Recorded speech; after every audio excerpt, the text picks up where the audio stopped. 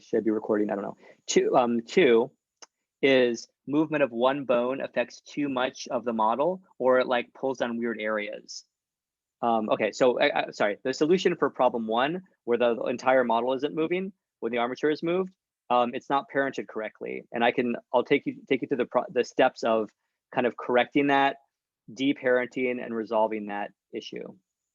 Then number two, the movement of the armature is affecting things in weird ways. And that it sounds like that is what is happening for Brielle, and maybe for others. If it's like leaving behind one or two vertices, or like some vertices are moving differently, then that sounds like a weight painting problem. If a whole like object of the body is being left behind, or for instance for you, if the hair is being left behind, that's going to be another problem, which has to do with just the way you're parenting, you know, the hair to the underlying armature. You have, if there are any separate objects, you have to additionally, you know, parent those.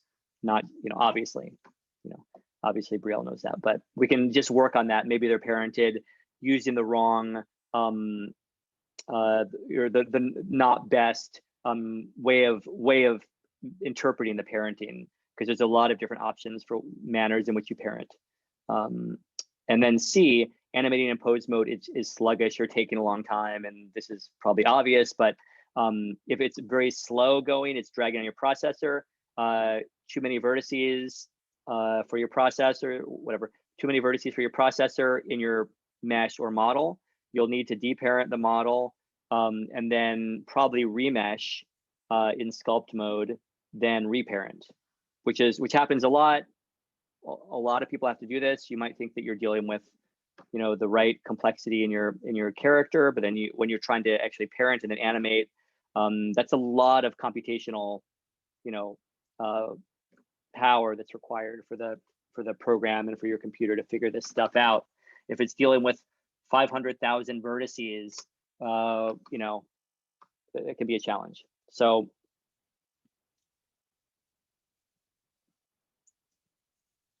I wonder if I should just do this with each. You know, I think I'm just gonna talk to each of you one-on-one. Or I can just sit here and be uncertain. No, I'm gonna do general treatments for these two problems. Okay, just in case maybe someone will there'll be a spark and they'll realize that they were missing a step, and that'll actually help them progress where they were stuck. So number one, oh,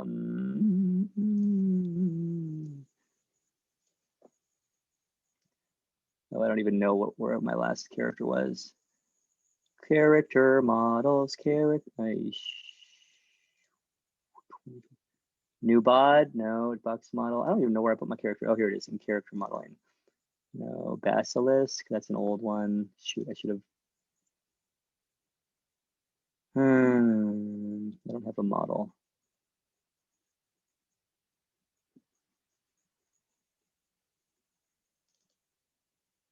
Okay, there we are. Okay, so there's this guy. Where's my character model? So if he's not moving, just remember that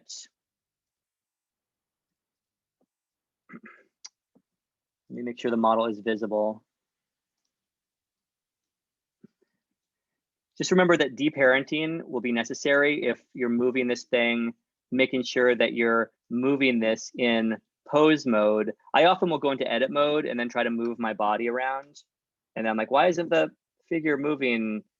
And so I make that mistake sometimes. Make sure that after you've parented, you're actually going into pose mode and, you know, moving it there. Now, if it's not moving,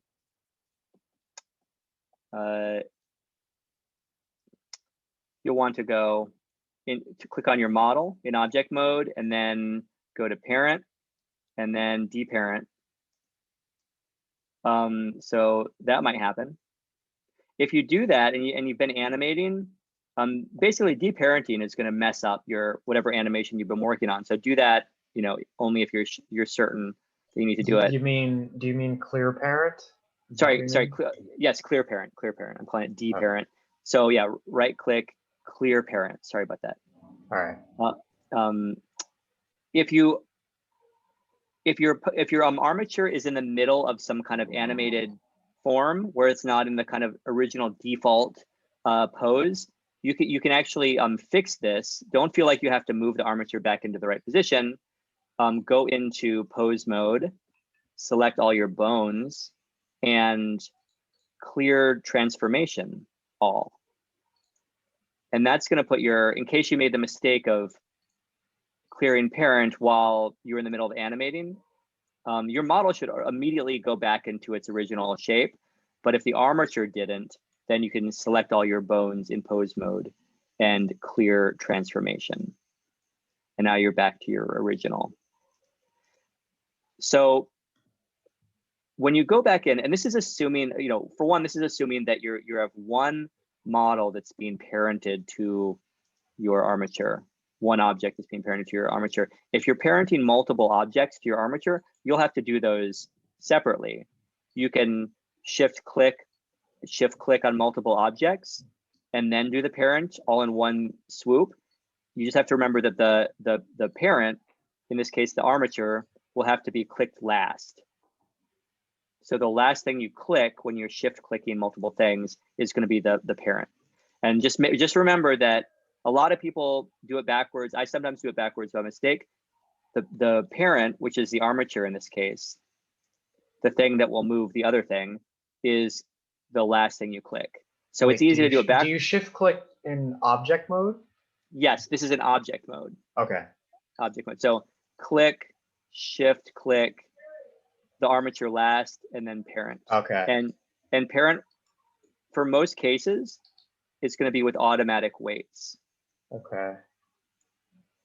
Is this what happens right after we put the armature in? Because that's where I'm stuck at. Is I don't want to mess up any of the parenting things to the model. Yes, that's what you do after you build the armature. That's gonna be the next thing. Okay, so you click the model, and then click the armature and parent. Okay. Yeah, like hold down shift, so you're doing a multi selection. Okay. Yeah, and then if it takes a long time to do that, then if it then moves sluggishly, you might decide that you have to simplify your model. So you be the judge of that. And we can talk about that. We can then go through the process of remeshing. Okay, so now you want to check by going into pose mode to make sure that it's moving the thing. See, I've gotten to this part. It's just that my my model, when I move the armature in pose mode, it's just the armature that moves and not the mesh. Okay, so we'll have to. Did you choose?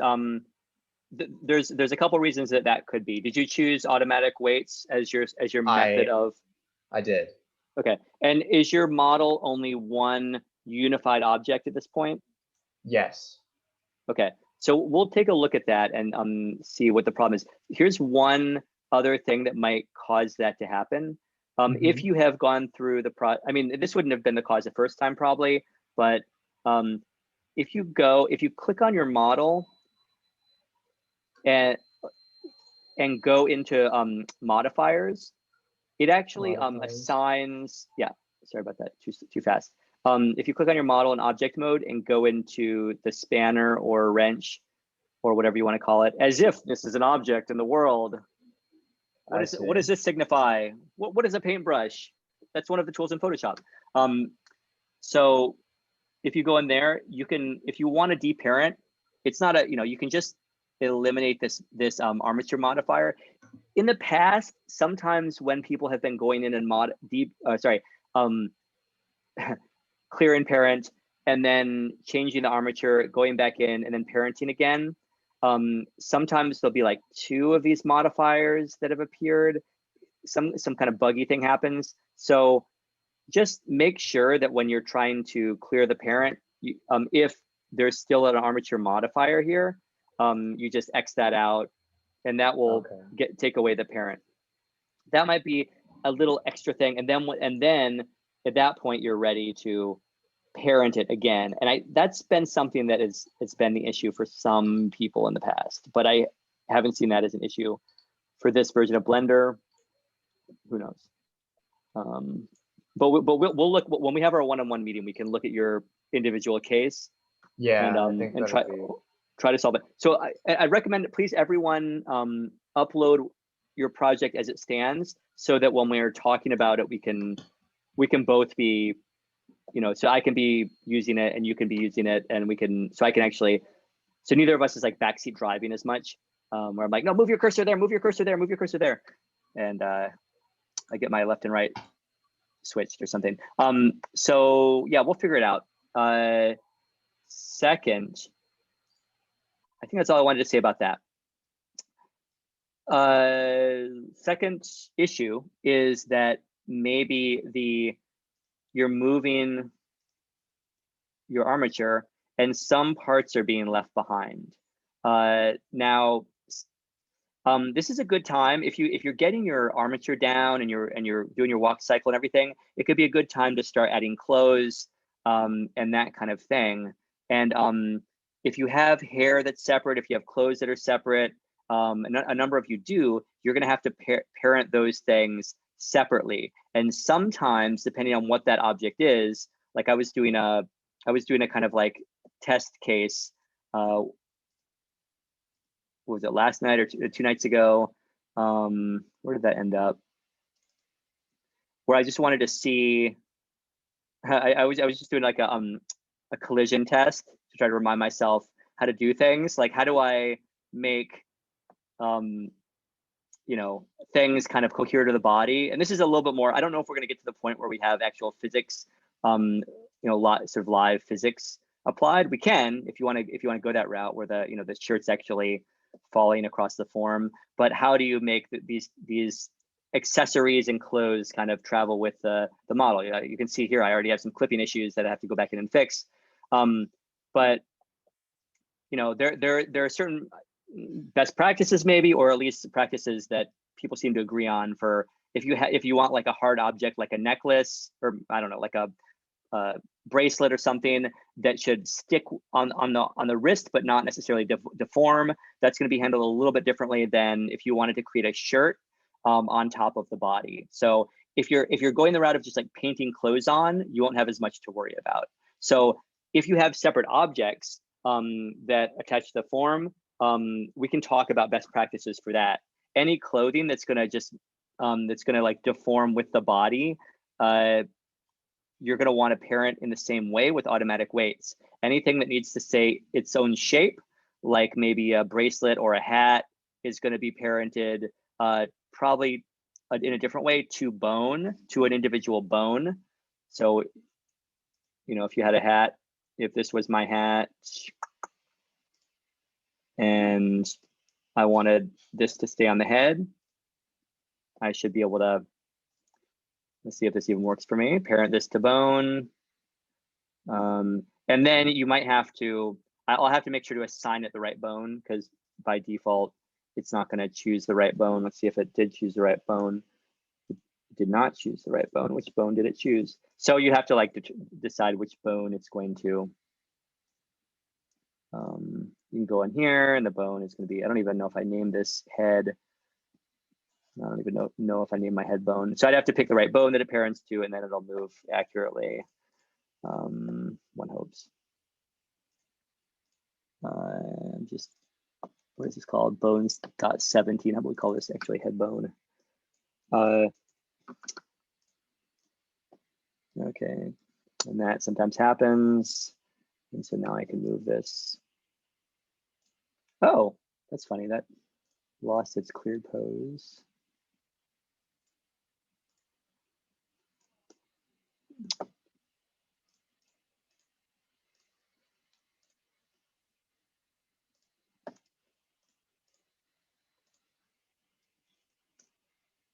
No, it's not even doing it. Okay, so now I have to, oh, I didn't assign it the bone I wanted to respond to. Okay, why am I doing this in front of you? I don't know. There it is. Ugh. And sometimes things like that happen that you need to sort of resolve.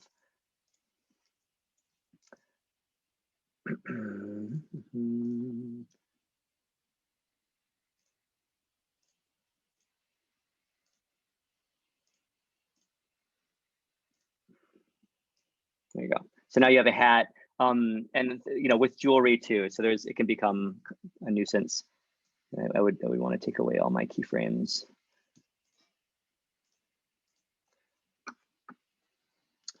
So there's different things to suss out, and we can talk about that. And additionally, if different parts of the body are moving in unexpected ways, that's going to be a weight painting matter, which it sounds like Brielle was already looking into.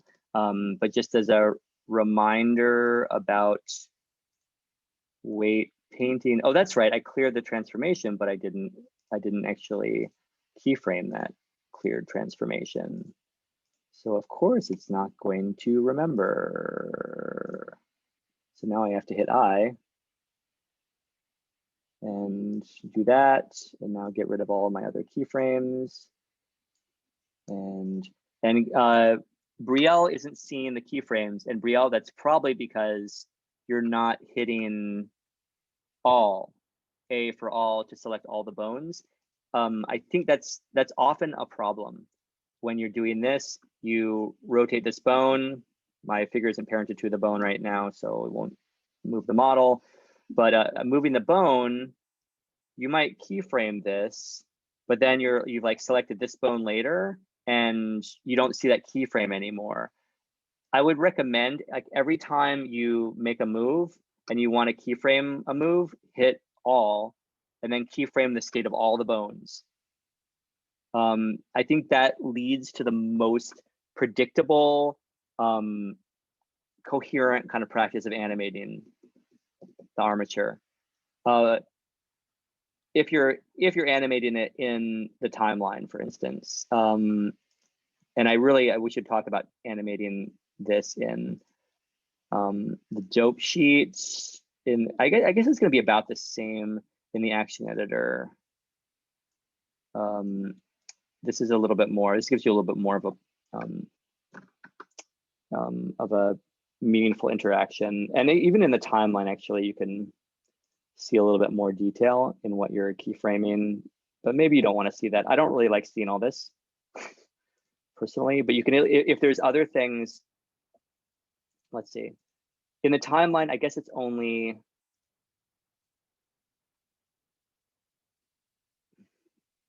Is that it? It's only going to show you what you have selected. So if I like keyframe the position here for this bone, and then if I click to this bone, it's not necessarily going to show me everything, only when I have that bone selected, which is why whenever I make a change, I select everything, I keyframe it, and then I don't have to think about it. I make sure, because there can be things that we move and we forget.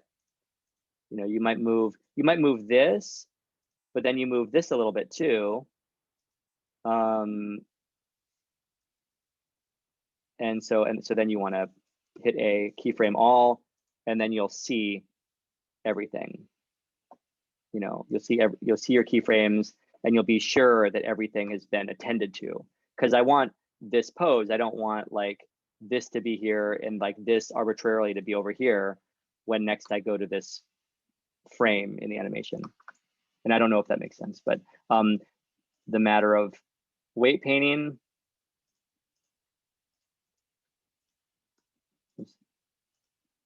clear transformation, all. The matter of weight painting is something that you do from object mode.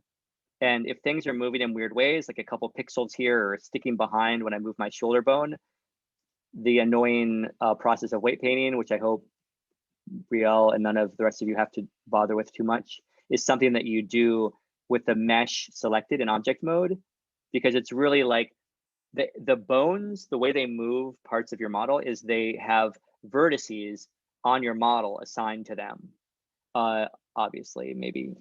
So when you weight paint, you're actually painting the influence of your individual bones. And it's a pain in the ass for a lot of reasons, because you have to like click through your bones, which each one is given a vertex group, a group of vertices on the model that it will influence. And so we can go back into that again. I covered that a little bit in the tutorial addressing this process. But if you want, we can look at your model on a case-by-case basis and do some weight painting. You know, blue, no influence, red, total influence. And then I don't know, you know, if you don't see it, then I don't know what question I'm answering. So that's the matter of weight painting and kind of dependency for like multiple objects as I see it. And the final matter was, you know, if things are sluggish or taking a long time, you go through the process of clearing the parent out. Let me see what happens over here. So yeah, I cleared out the modifier. I think it does that fairly consistently. Clear out the parent of your model. You can then go in and it's easier for me to find when I'm in sculpt mode, but as it turns out, you can do it in object mode as well. I go in here and I go to remesh, which is next to dime topo, or in your tool properties here, same thing. And then you just, if you want to see how many vertices your model has, you can turn on the statistics in the overlays drop down. And you know, it's like you don't necessarily know how many vertices you want to have, but you can at least compare. Like, I'll just tell you that 34,000 vertices is not much. If I had 340,000, it would drag my processor when I tried to animate this character. So if you find that there's too much for your processor to handle, you can go in here and do a remesh. The voxel size means the size of the, I guess it ultimately means the size of the plane, you know, the face that it's going to produce. So the lower this number is, the smaller each individual plane will be. So by default, it's at 0.1, which will massively simplify your thing and is too much in most cases. Actually, that's not too bad. I'd have to go in and sculpt some of the fingers, which got combined, but that ends up being really too simple. But you know, if you're just really frustrated and it's not animating, it's too slow, just duplicate your model and just, you know, animate with a version that's like overly simplified. I'll have to figure out how to do it, but you can actually automatically replace a simpler mesh that you've animated with your more complex mesh after the fact. But you know, just get some happy medium where you have something you can live with. So maybe something which is more like, I just undid a couple times, something which is more like a 0.05 or 0.08 or something, and then remesh. And I can talk, you know, I'll give you some reminders about what numbers you might want to use. If you originally sculpted your form, it's not a bad idea to do that. You know, this is also like, this is considered like a bad topology for a finished model when you've sculpted some, and so there's a concentration of vertices in some areas and not in others. The three-sided planes are not considered a good practice in terms of like texturing and animating. Well, I don't know about animating really, but it's not considered like the best practice, but whatever, it works. You know, for me it works. But a remesh will give you a bunch of four-sided planes that are more regularly spaced across your model. So if I did this remesh, this is perhaps too simple for my purposes, but you'll see that they're all four-sided and regularly spaced. And I by no means want you to have to think about these aspects, but it's mainly about just simplifying things down so you can animate it. So those are the three main problems that I see, and from here on out, I'll just share. You should still have my my material from last class. If you want to look at the armature and Walkcycle tutorials that I shared with you guys, they're on the class blog, I think. Homework 8, Walkcycle with, yeah, so all of this stuff is on the class blog if you want to review, but I'm happy to kind of talk to you guys one-on-one. So sharing class blog address, also sharing if you are feeling like you're you're looking good with the Walkcycle, or you just feel like you're not going to have to do a remesh, really. I think that would, if you're not going to have to simplify your form further, you might want to start looking into the adding materials and textures and stuff like that. So you're welcome to kind of start looking through, if you want help, you can start looking through this slideshow for today, which has some tutorials and some notes on working with materials and UV maps, textures. Textures being, you can either texture paint, you can wrap your model or parts of your model with any texture you want, any image you can find online or that you take yourself. There's a couple of good links like Texture Ninja. We'll be looking at HDRIs, I guess, in a week or two. But yeah, you can kind of go through that. There's several good tutorials applying multiple materials to one object, making clothes, this kind of thing. For Pierce, let me give you this tutorial where this is a little bit more technical workaround for getting your clothes to conform better to the actual underlying physics. But this third link I just pasted in is probably for Pierce specifically, in that when you're having trouble with your clothes. And Pierce, there might also be the case of needing to make sure you're parenting the clothes to the armature with automatic weights. If you, for some reason, didn't do it with that interpretation, make sure that was done correctly. So blah, blah, blah. I'd like to set up 15-minute meetings with people. Who is completely at a standstill and wants to meet first? Okay, Giselle, let's meet first. Let's look at, I'm gonna just start the clock at 6:45. So Giselle is at 6:45. Anybody else at a standstill? I kind of am, yeah. Okay, was that, okay, that was, oh God. Okay, I saw Quill, I saw. And me too. Oh shit. How can I, okay, so I saw Brielle next, then I saw Sydney.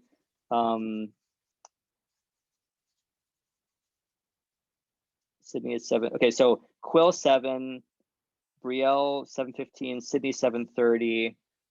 I guess we have time for 20 minutes. We'll try 15 minutes and we'll just see what is happening. But I'll stick to the times and then we can come back for second appointments. In the middle. Well, you're in the middle. You're perfectly in the middle. For all those people, yeah.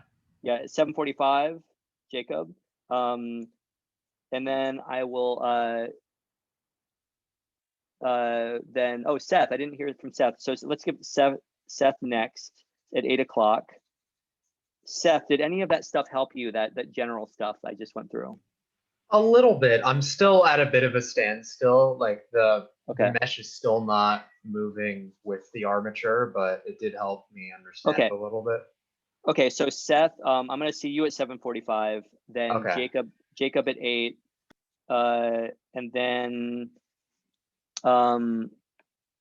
I guess, well, I'm gonna talk to Ricky next. I can go whenever. Laurel, yeah, Laurel, let's talk to you. I don't even know. Sorry, Laurel, I was thinking about you because I hadn't heard from you at all yet. How are you doing? Fine. I'm I have all my armatures. I wasn't sure how to parent them, but now I've been listening, so I'm gonna parent them and see if they're in the right places or whatever. That's why I can go later, because I can see how it's doing. Okay, so you're parented. I'm gonna put, okay, so you're 8:15. And there's a tutorial that goes through this process. Unfortunately, it's me monologuing in the late at night, but it's on the class blog. It's under homework number 8. It should be at the first blog. It's the first blog entry on the site. So you can refer to that in the meantime. If you're running through, it'll go through the same ordering. So Laurel 8:15, and then I'm gonna talk to Ricky next at 8:30. and Ricky will just say, I have no issues. I'm moving forward steadily, but I don't want him to be last because I feel like he's always last in these situations because he's operating under his own steam. So then we talk to Pierce. Sorry to put you last, Pierce. You seem to be ahead of the game here.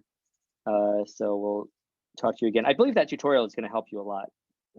So you might just be running smoothly ahead. That was like an eye opener for me just the other night, because usually I sort of add, it's a matter of adding like a solidify modifier and kind of like scaling it up or something, or adding, giving it a cloth physics and giving it collision so that it actually will they'll actually touch and resist one another. And that's a whole, if you want to talk about collision and doing like actual drapery that drapes and moves, we can even talk about that, Pierce, when we meet if you want to. But maybe you already know how to do that. I don't know. So let's talk Giselle. You guys are free to like check out. Let me type this up before I meet with you, Giselle, just so you remember what the hell we casually decided. Sorry for the short name. 7:15.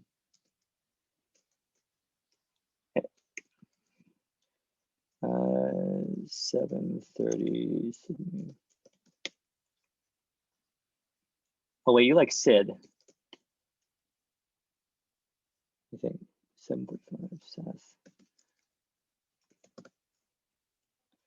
8.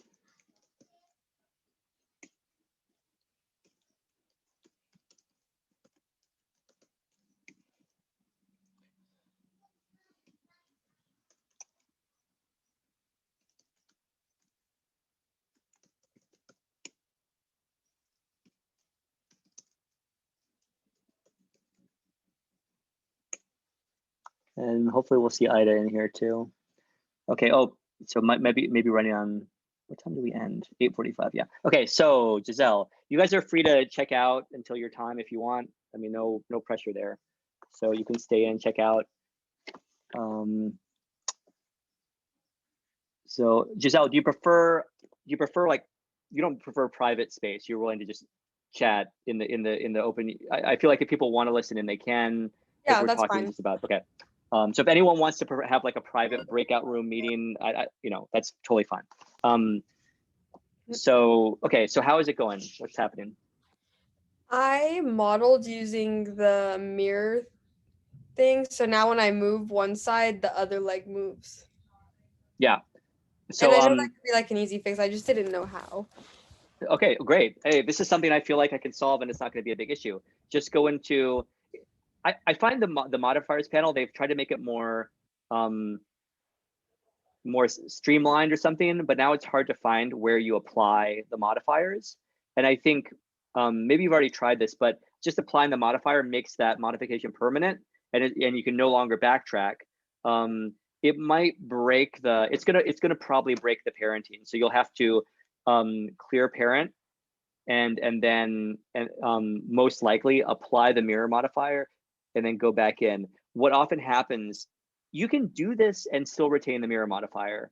I don't usually do that. So for what it's doing is it is assigning vertex groups for each side of your armature that are actually calling to vertices that are only on the one side where vertices actually exist.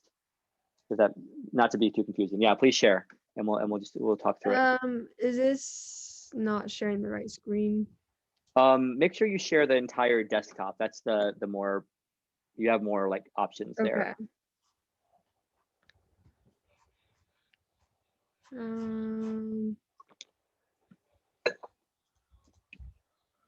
don't know why it keeps going to this one. Oh, there it is. Yeah. Okay.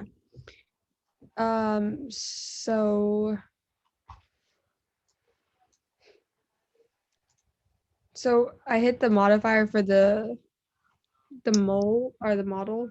For the model, yeah. Like I would get out of pose mode. I don't know if it matters, but I would probably get out of pose mode and just click on the one and Okay, so you have mirror, you have subdivision, and the armature. Actually, no.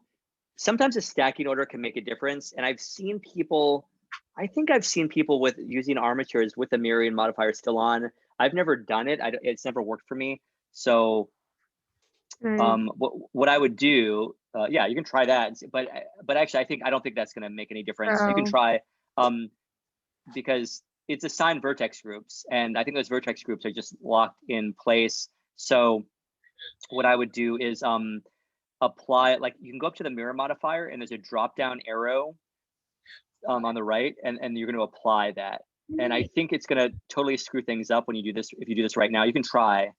Let's see what happens. What's going to happen is it still is not going to, like, you can try now moving in pose mode, but probably the armature areas that are associated with the part that has now been made permanent are not going to move anything, or are still going to move the wrong side. So you'll just have to go and clear parent and then reparent again. Okay, I don't see the pose mode anymore. Sorry. The pose mode only is available when you click on the armature in object mode. Sorry, not in the in just on the actual thing. So now, just a warning, it's still, that side will work, but yeah, it's not going to work. So here's what you do. You can just undo that movement and then go back into object mode. And then click on the model. And now right click. And you can clear, parent. And then clear parent near the bottom. Yeah. So now, I think all you have to do now is simply parent it again. So you can just hold shift, click the armature, and then reparent. Sorry. Sorry. So undo. And now click the model first. Oh, the model. Yeah. Click the model first. Now hold shift, and while holding shift, click that, and now you can right click, and you'll see the parent, and then click with automatic weights. Okay. This should fix it. Now there's a chance there'll be still some issues that we can. Oh yeah. So let's see what happens. So there's that. Let's see the other side too. Okay, so more predictable behavior. Yeah. Wait, did you not get mushrooms? Did I do the armature right? It looks good to me. Can you take me on a tour around the around the body of it? Oh, here are the legs, and then I wasn't sure how to do the head part because I actually extruded this from it to build the legs off of it. So let me see what this looks like. Oh, I don't know about that. Yeah, I don't know. I mean, yeah, that seems like maybe what you want to do. Wait, was there something that stayed behind when you were? One thing you might want to do is, I think you can try this structure. It could be cool. The one thing you might want to do is like separate actually keep them parented, but separate so that they're not directly connected between the head and the beginnings of the legs, because you don't want to move the head and have it move the legs as well.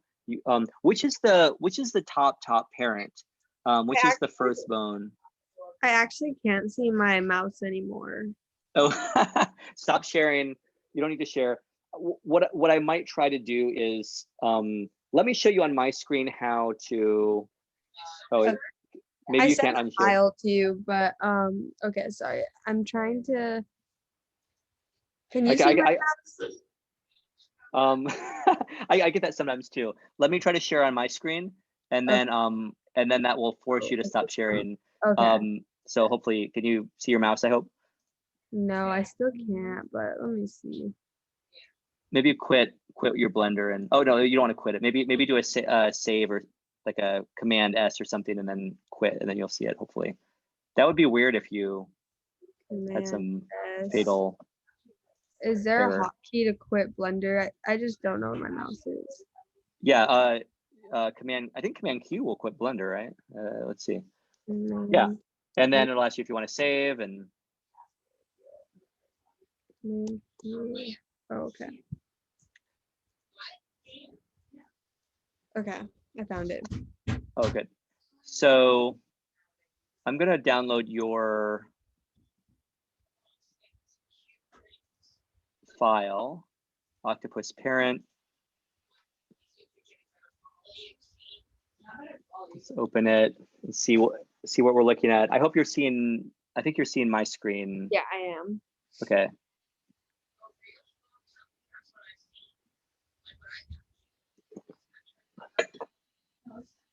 Oh, look at that.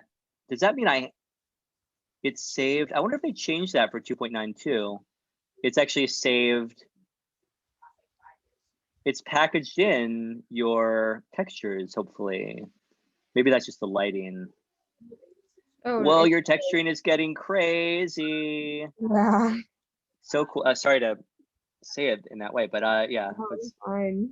I was channeling the old rave days or something. But I like the texturing a whole lot. It looks like are you even doing like bump mapping or something? There seems to be some roundedness to it, or at least there's a seaminess of that. I'm not sure. I just was doing a bunch of the nodes. Cool. For this figure, I really enjoy actually attaching my procedural texture to the hardness, and then it's gonna, like, the way the light reflects off of the form is gonna, but maybe it wouldn't be appropriate for an octopus. I'm not sure, but it's something I like to do. Yeah, there's a lot. So cool. Sorry to look beneath the hood here, but oh, you're doing so much. So cool. Yeah, I was trying. It was actually crazy seeing the different renders, how different they looked. Oh yeah. Sorry, go on. Oh no, I had rendered it and using both of them, the EV and cycles, and they look completely different. Oh yeah. Yeah, for these procedural textures and for the yeah, for anything that's like lighting heavy and yeah, so I might encourage that, because if you actually connect the same texture into the roughness, play around obviously, but it'll actually change the way that the different aspects of the texture reflect light, which I find to be really, sometimes it gives a feeling of credibility where there's more, where it feels like the texture is like more meaningfully interacting with the light. I love what's happening with this creature. It's so cool to see you building this universe, and the lighting is so cool. It's like it's a great idea to create this underwater feel with all these kind of, I guess, all these point lights. Is that what's happening here? Yeah, they were just Or I feel like lights are coming from all sides, or maybe maybe that's what you're doing in the nodes. There's two different lights, like an Very orange. cool. What was I trying to see there? I have one question. Really good. Wait, can you hear me? I might have to change. I forgot to change my. Turn off my video. Let me change my connection. I have the weaker. Just by default, my Wi-Fi goes on the weaker connection. I'm just gonna switch it over. It might be gone for like half a minute.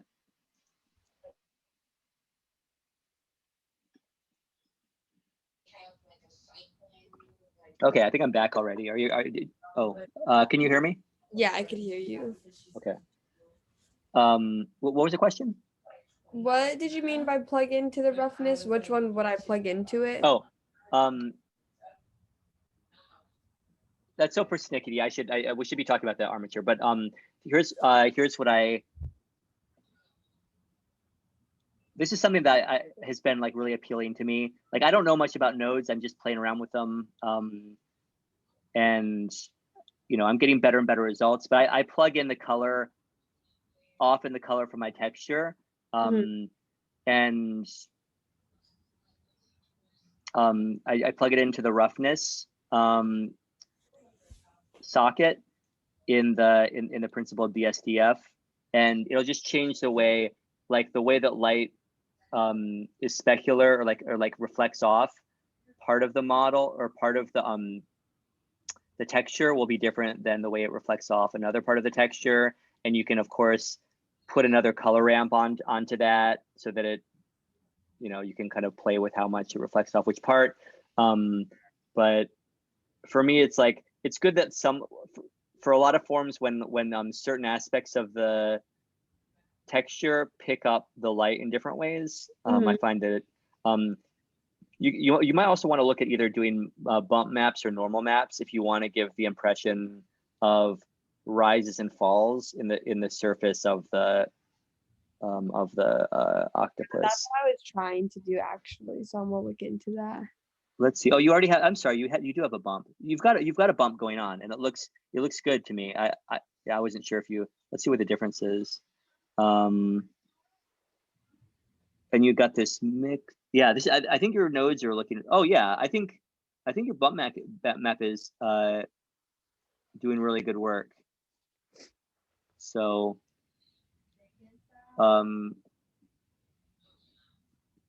very cool stuff. I think people are going to be so blown away by what you're achieving visually, and if you can get the animation of this thing to be in any way like feeling like the fluidity of the octopus, it's going to be so compelling. Generally, I think your armature of the octopus is really good. It's going to give you a lot of control. When people, the bones in a tail, for instance, they tend to go from larger to smaller, like the actual bones in an actual tail. They tend to go from larger to smaller to smaller to smaller. And that gives kind of more refined control towards the end of the form. And it looks like you're pretty much doing that. So you'll just be you're the best judge as to whether you have as much refined control. Cause like, I think the kind of little like curling up of the end of the tentacle is going to be something that you're going to really want to play into. So you might decide that you need to like extrude even more bones or something like that, and make some of the bones near the end get like even smaller and smaller. But I think probably you have more than what you need already. If there were like 2 or 3 bones in each tentacle, I would say like add more, but I think you're good. The ultimate parent bone is this. I gotta get out of there. And that's cool. You can move this bone around and then everything will move. What do I do about like the armature that I extruded from the middle of the head? Okay. Or like so the ball. Yeah, so here's what you do. Go into edit mode. This is the main thing we need to address, right? Go into edit mode. I'm in the wrong object. Okay, go into edit mode. Click. Okay, good. And then you're going to want to just you can right click, and you can do it a couple ways. I go into parent, then clear. And we're not actually clearing the parent. We're going to just disconnect the bone. And I would do that for anything that's attached to the head. So now, wait, I should still see a parent relationship here. I was having a hard time getting I think I was having this problem last week, and I remember you told me the solution, but I forgot. It was the line that comes from the bones. Yeah. There are not are there multiple armatures here is a question, because I can select these but I can't select that. I think there's only one that I started from the back, and I just extruded and subdivided and duplicated and mirrored. I didn't add any extra. There's some reason why I couldn't select that. I don't know why. Oh, for some, I don't. Why is it not letting me select it? I don't get that.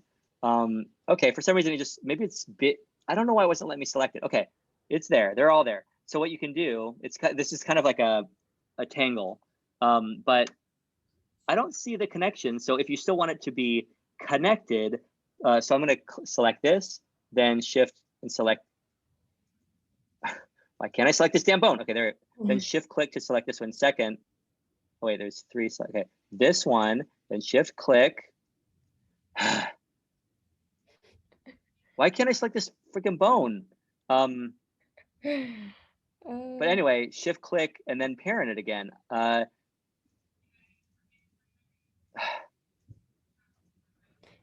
don't know. I don't know why this is very frustrating. Okay, now it's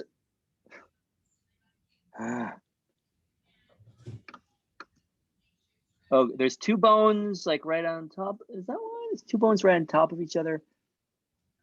You might want to clear out a couple of these bones. I don't know what's going on here. Yeah. I don't know. I don't know where to start. I just disconnect the bones. Yeah, I'm just gonna. I'm getting rid of some of these bones. This is like a little confusing for me. You can always go in, decide who the boss is. I clear away too many bones, but I'm going to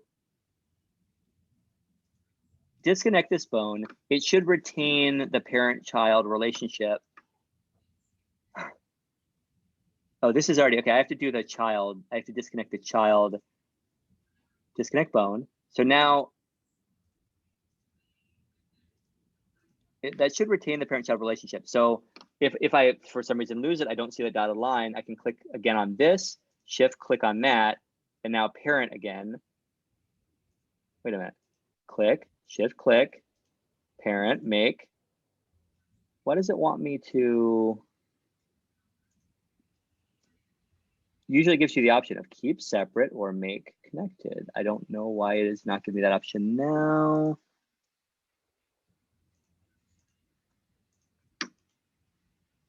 So what's the difference between having the black dotted line and not having the black dotted line? Well, if you want to have it, you want to have, if you don't have the black dotted line, it's not, there's not a parent-child relationship. Okay. And you need everything in your armature connected, or else you move the octopus across the stage and that one bone stays behind and it drags whatever whatever vertices with it. For some reason, it wants me to connect it. Now I want to detach, oops, I want to detach this. I don't know why it's like giving me this disconnect bone. Oh, what is going on with me? I'm having some like, I don't know why, some. No, because that's happening on my end too. So I think that's why I went like a weird way with making the back end of the head. Because I didn't know how to bring out that line. What on earth is going on here? Oh, this separate out into it as a different object. Okay, the separate bones is not good because that put it into a different armature. Okay, that's not a different armature. Get rid of that.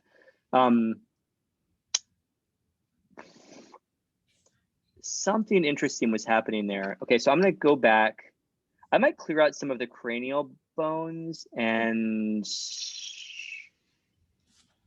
let me just replicate the same thing. Okay, so now I extruded, and now if I want to separate this out, I can then just parent, clear, disconnect bone, and it should.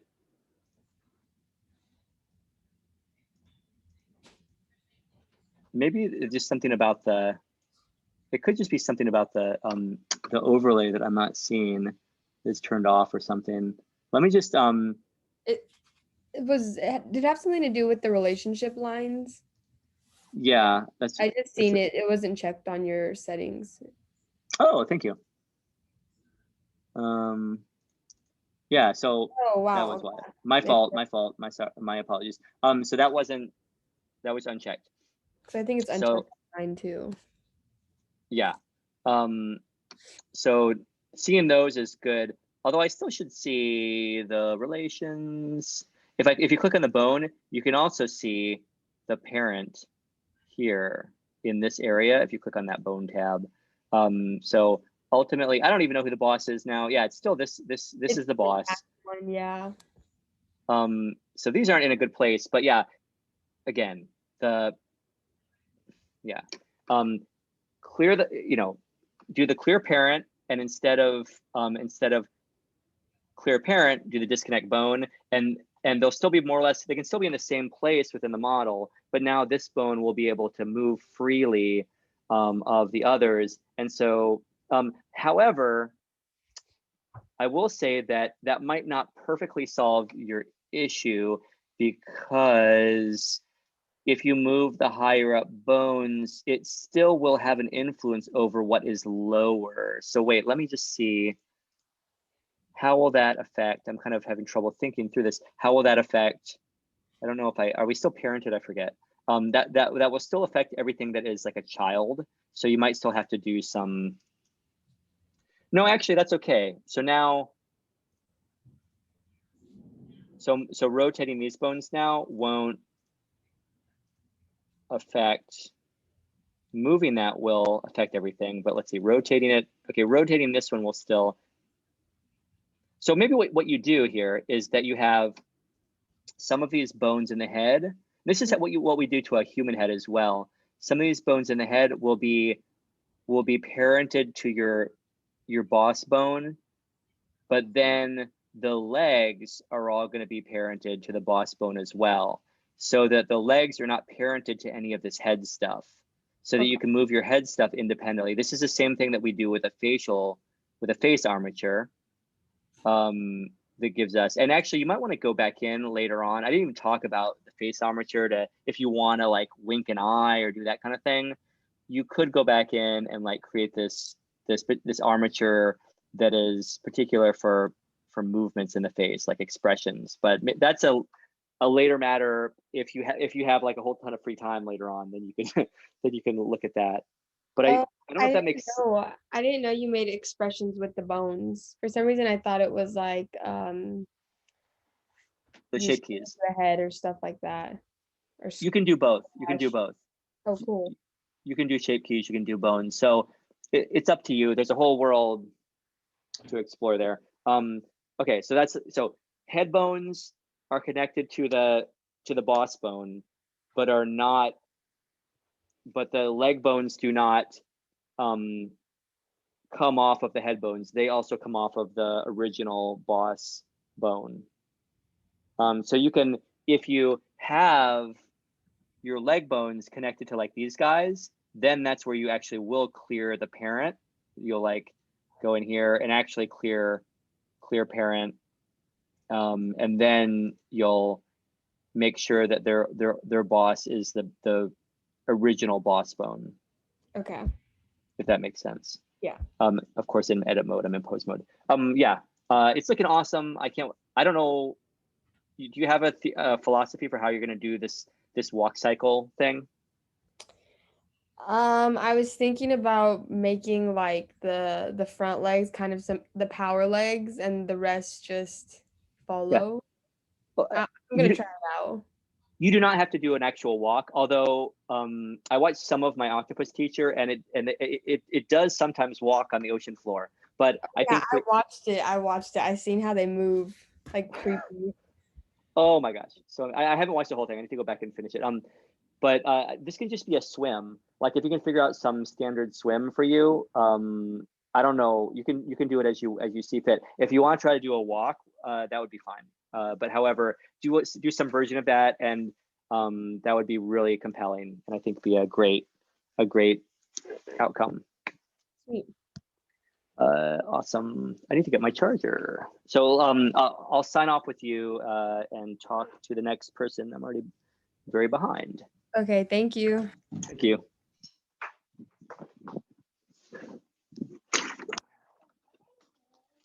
Oh, Professor, I can always like stay later if you're running out of time. Oh, thank you. I might take you up on that and boot you, like skip you for the time being, and Okay. then Yeah, that'll works. likely happen. But let's see, maybe people have just little things. In some cases, gotta plug my machine in. Next, I think is Quill. I'm sorry, so sorry to already be running behind. Was it Quill? It was Quill. Are you in the situation? Hello, how are you doing? Hello, I'm trucking along. I feel like that's just all of us at this point. Yes. Thank you for doing that. Is it kind of like after finishing the production, the theater production? Did it feel like things? It was kind of like decompression and does it feel like a kind of letdown because all that energy and excitement is no longer there, or do you feel like you know things are still No, pretty because I'm still active? trying to catch up on all the shit that I put off while I was working on the show. Yeah. I put aside all of my work and was like, I'll deal with this afterwards. It is now Yeah. afterwards, and I'm now dealing with everything I put to the side. What a treat. So did you all receive accolades? Was it a well-received production? As far as costumes go, yes. Good. There are some other Okay. internal issues, but I won't get into that. That's Okay. not my department, not my horse, not my pony. Good. Yeah, I think your part looked great. I love the compositing of all the different feeds. I thought that was beautiful and like awkward, kind of awkward and broken in ways that were so totally appropriate to the universe that we're in. But also I thought a really good job was done to give a kind of like dynamic interplay between the separate feeds. I thought it was really a really exciting way of creating a send off to this year of being so separate in a way that's way more generational, like that kind of separateness and isolation of role play is in role play, and I don't know, like discursive kind of invented realities, the way that they like impact us. So interesting. But I'm gonna stop. I don't know why I'm recording. But I'm fully planning on going back to this. Okay, sure. Yeah, I'm happy to. So I am recording. What would you like to talk about? Oh, you Awesome. so the armature issue, getting the armature to work in the way that you. How to make the snail like squish. Would you like to share? Would you like me to look at your file? What's better at this stage? Probably if you look at my file, just because I'm on not great internet and I'm Okay. not sure how much movement you'd actually see, or if it would just freeze me out completely. Oh, that's right. Could be because Pennsylvania. Yes. I'm in the middle of nowhere, Pennsylvania. My neighbors are cows. That's But not on the plus nice. side, I came home and I'm getting my vaccine tomorrow. So Yay! No. My neighbors literally are cows. I know. That was my hilarious joke. I love this snail. Oh, I love that shell. So this is you added this. So you did you sculpted with texture, I guess. So neat. Yeah, I did what you had me showed me before with where you take the texture from an image. So cool. Let me know if it slows down me screen sharing. I don't have to screen share, but I'll just. This looks so beautiful. Oh, I love it. So cool. I'm very proud of the model. The armature, not so much. Yeah, I think for, just let me know if I'm repeating things you already did. But what I would recommend, number one, is I don't think you'll have to decide where you have the bones connected and where they're not connected. I have a feeling that maybe in some or even all places, you're going to want parent dependency, but not physical connection. So what I might do, this is similar what I was talking to Giselle about with the octopus. It's so great that we get to deal with I guess both invertebrates. I'm not mistaking an octopus for two invertebrates. I'm pretty sure they're invertebrates. If I may interrupt, yes, please. Octopi and squid are both mollusks. Mollusks. They're in the same phylum. The same phylum, yeah. So mollusks, but they don't have. So don't they count as invertebrate? They don't have a spinal. Yeah, they're both invertebrates. Oh, they're both invertebrates, but in the mollusk. Yeah. Oh, I need to do my reading. Thank you. No worries. And then snails are gastropods. And octopi are cephalopods. Oh, that's true. Holy moly. What beauties. What beauties. Okay, so here's I need to go back to the This is the natural sciences. I know butt kiss. I don't even know. Yeah. Time to have a refresher in my animal kingdoms. Here's what I would recommend. When you get to the parent, do a clear parent. This is in obviously edit mode, obviously have clear, but then just do a disconnect bone. And so you will still see the parental dependency, but then you can disconnect it. So then when you get to the pose, I'm not sure if you're parented. Let's see. Okay, you're not parented right now. I don't think I was on this version. The version I have up now is, but this is like the 6th version, and I just stopped uploading after a version. You can see it's Snail Bones 2 Electric Boogaloo. Okay, yes, yeah, Snail Bones 2 Electric Boogaloo, yes. That's great.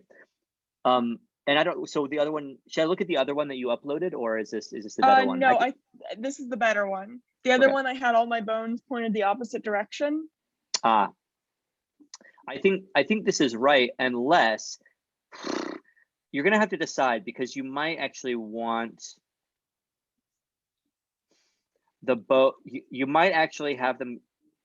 This is something that you just have to, like, I guess, try and decide on, because you're probably going to want to be able to move this tail back and forth without the whole body moving. So you might have to take this as if you're starting from like a pelvis from a midsection and come down from the center and then go up from the center. And you can actually switch bones in place, switch the direction of bones, or you could just erase them and start again. But anyway, first, just to see, I think you probably have a sense of what detaching but retaining parental relationships will do when I parent this and see if this works. I don't know how much geometry we're dealing with. It might not.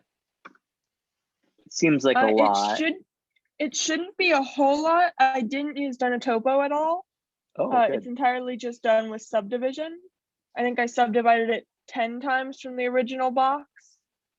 Great. So we should be dealing with something workable here. And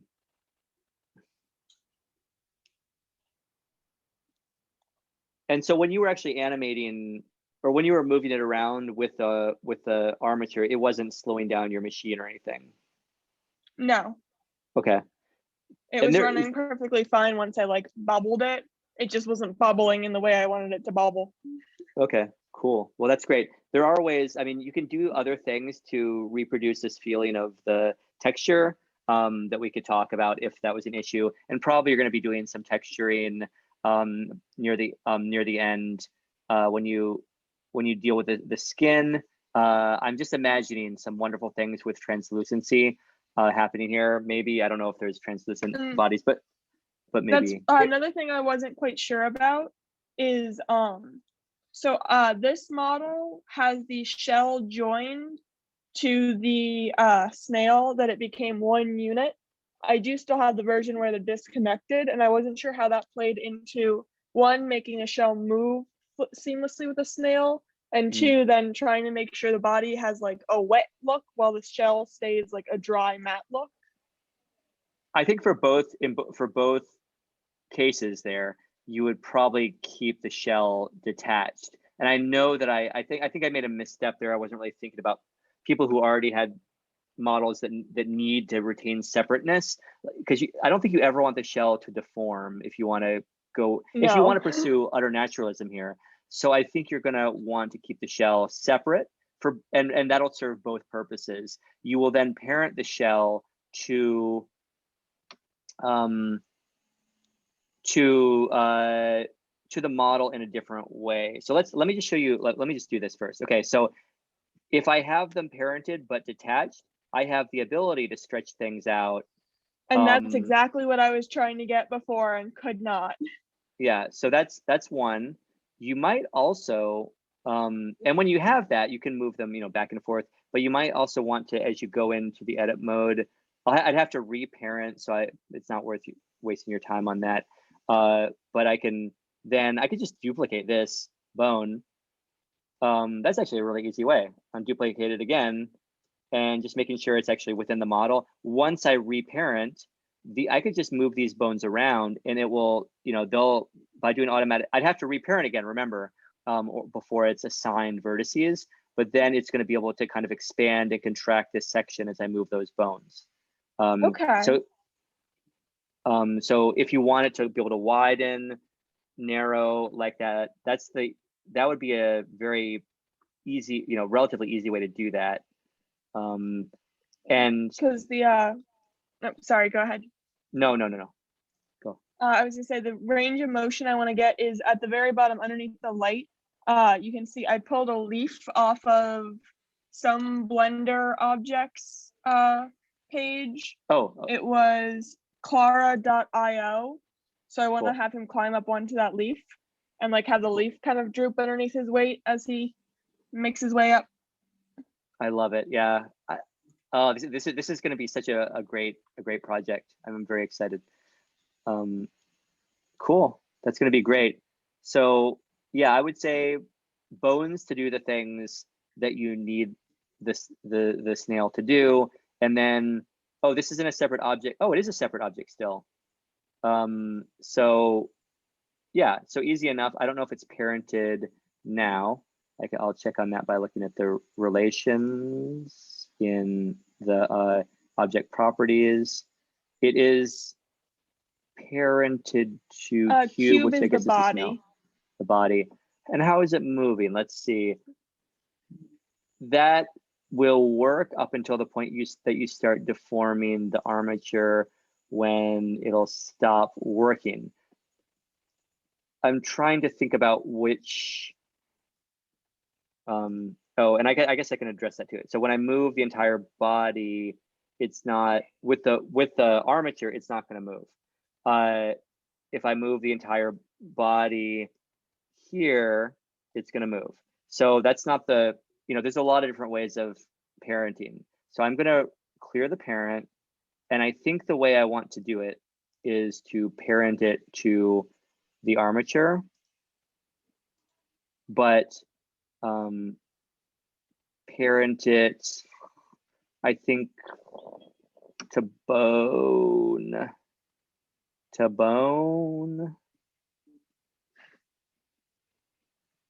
But it's spanning several bones, so it makes it a little bit confusing for me. I could do, wait, is vertex going to get me? No, vertex isn't going to get me because it's not. I might have to look that up, but I think for the time being, if you parent it to a bone, and you're going to have to choose which bone it's parented to. So maybe it's like parented to some bone in the middle. The problem is if this raises up too far, it's going to collide, but this isn't going to distort. So if you don't want the shell to distort, then that'll be fine. So maybe you're going to parent it to some bone in the middle, I think is going to be the best way. So let me just do that. Parent bone, and then you're going to find that you won't know which bone it's actually assigned to be the boss. So I might have to go in here. And actually, it will assign, if you had one selected when you were in edit mode, I think it'll remember, but I'm going to go in here and find the name of this by clicking on this bone tab, and I can name it whatever, bone 6 is what it's called. So I'll just go back into object mode, click on the shell, and I can find out what its parent relationships are, again, in the object properties. And so I can then go to, here's the parent information. Also, I don't know, I have it here. Oh, I don't have a modifier, interesting. Never mind, forget it, don't look at that. And then we can choose which bone. So I'll go in here and just type in bone 6. And sometimes things happen like that, but which is not what you want, but sometimes you're now on your road to maybe what you want. Maybe it was fine. It was already set. It was parented to this bone at the back, I think. It was just bone, which I think is this. It was parented to that, which I don't think would be good, because when you're moving that around, it would move this, which I think you want it to get to the closest by bone. So I'm going to leave it parented to bone 6, and then I'm just going to move. Sometimes you have to, I love that. You're just going to have to move this so it's again seated correctly on top. And then let's pretend that's where you want it to be. And now I think now when you pose the armature, you're probably going to be doing all your movements from within the pose mode. So now, even when you move your stuff in pose mode, it's going to work a little better. Yay! No more Okay, deformed shells and no more just leaving the shell behind. Yeah, so that's, I mean, goodness, it's confusing. But through some trial and error, I think that's, you know, the results I've gotten that are best. So what else was there? Oh yeah, one more thing. You might want to, maybe this bone is going to be the ultimate boss. I think you're going to want to probably have these, maybe just the last few, maybe like this is a boss, whatever. The last few, I think you want to be able to wiggle this tail, perhaps. So you should, let's see, I think I can just go into edit mode and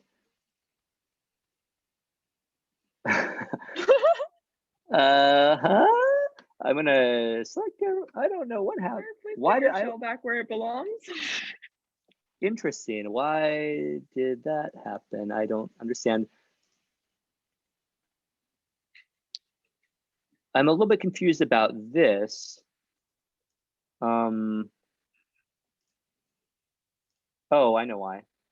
I also appreciate that it appears the snail has taken off slightly. Yeah, well, yeah, he's taking a jump. He's like Michael Jordan in Space Jam, like in this slow-mo. So I think, okay. Wait, I think I've reevaluated my animation project. I'm redoing the entirety of Space Jam with snails. Perfect. Oh, that's terrifying. That's gonna be in my nightmares tonight. I have no idea what happened. Okay. I'm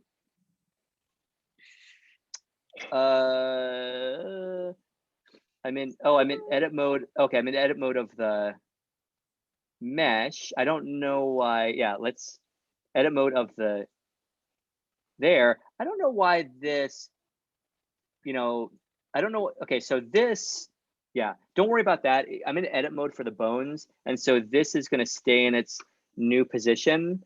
And so the shell stays in its new position, but this goes back into its default position. So that's not a big deal. I was just showing you some weird thing. So where is the shell now? The shell is, want to make that disappear. Is that the shell? There's a shell. Forget that for now. What I might want to do, yeah, I mean, there's some places where it's going to look weird. I don't think that anything is broken here, except, is the camera parented? Did I parent the camera to something? Yes, it does look like the camera's underneath the armature. And that could very well be me because I think I have that parented on mine. Interesting. Yeah, you probably want to clear that, unless you, I mean, the camera can be parented to something and follow that thing automatically, and that could be a way to do it. No problem. Switch direction, and I don't know what's going to happen when I get here.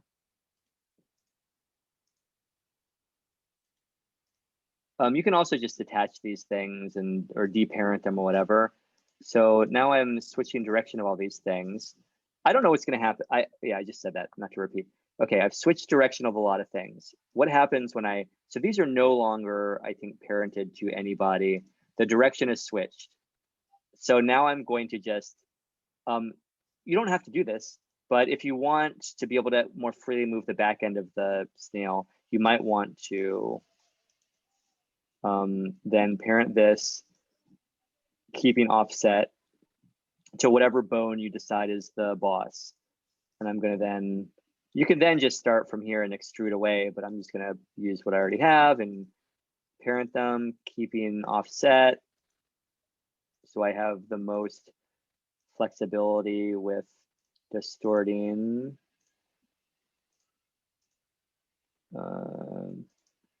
Or you can attach them, they keep offset. And so now when you're, oh, what on earth? Okay, so now let's clear my transformation. Clear all, please. Yeah. So you know what? It's a bad idea to be, I guess I'm getting a little tired. It's a bad idea to be changing your armature when you have a parented situation going on. That's one thing that's bad. This is maybe what I'm forgetting to address. Did this actually work? I doubt it did. Yeah, okay. That's not actually not that bad. But why am I doing this? Why am I forgetting that you should really just deparent? Just clear the parent before you start adjusting the armature. I don't know what the heck I'm thinking about. Clear the parent, make these adjustments, clear the parenting of the sphere for the time being when you're making adjustments. It's actually not going to make a difference because it's only parented to this one bone.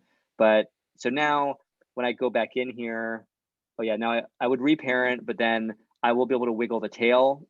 And then I think the ultimate big boss parent is going to be somewhere more like the middle, or it could be near the back, but you want some ability to independently move this. That's it. I'm so excited by this model. Quill, this is so cool. I love the narrative that's beginning to unfold here. So I hope that gives you something. We can talk more about this, and I can maybe this recording will be enough to go through again to remind you about how to move forward. So I don't think you want this working file. Probably you want to do it yourself because I'm messing things up a little bit. But if you want it, you can certainly have this working file too. So any other questions or thoughts? Not that I can think of right now.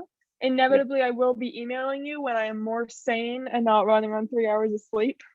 Okay, well, I think what you're getting out of this is still fabulous. This shell is awesome. So just let me know. I'm happy to talk whenever. All right, thank you so much. Thank you. Next up, looking to talk to Brielle. Running 15 minutes behind already. Sorry, Brielle. How are you doing? Yeah, so I figured out, I think, that, or whatever worked, I was like just troubleshooting and then like the stuff isn't dragging anymore, but the keyframe stuff is still Okay. confusing. I don't know why or what's going on, because like it says it's there, but then it just doesn't do anything, and I was like selecting all the armatures and stuff. Okay. Do you want to screen share with me, or do you want me to download your file and screen share for you, or what's your preferred solution? I can try to screen share. Let's see.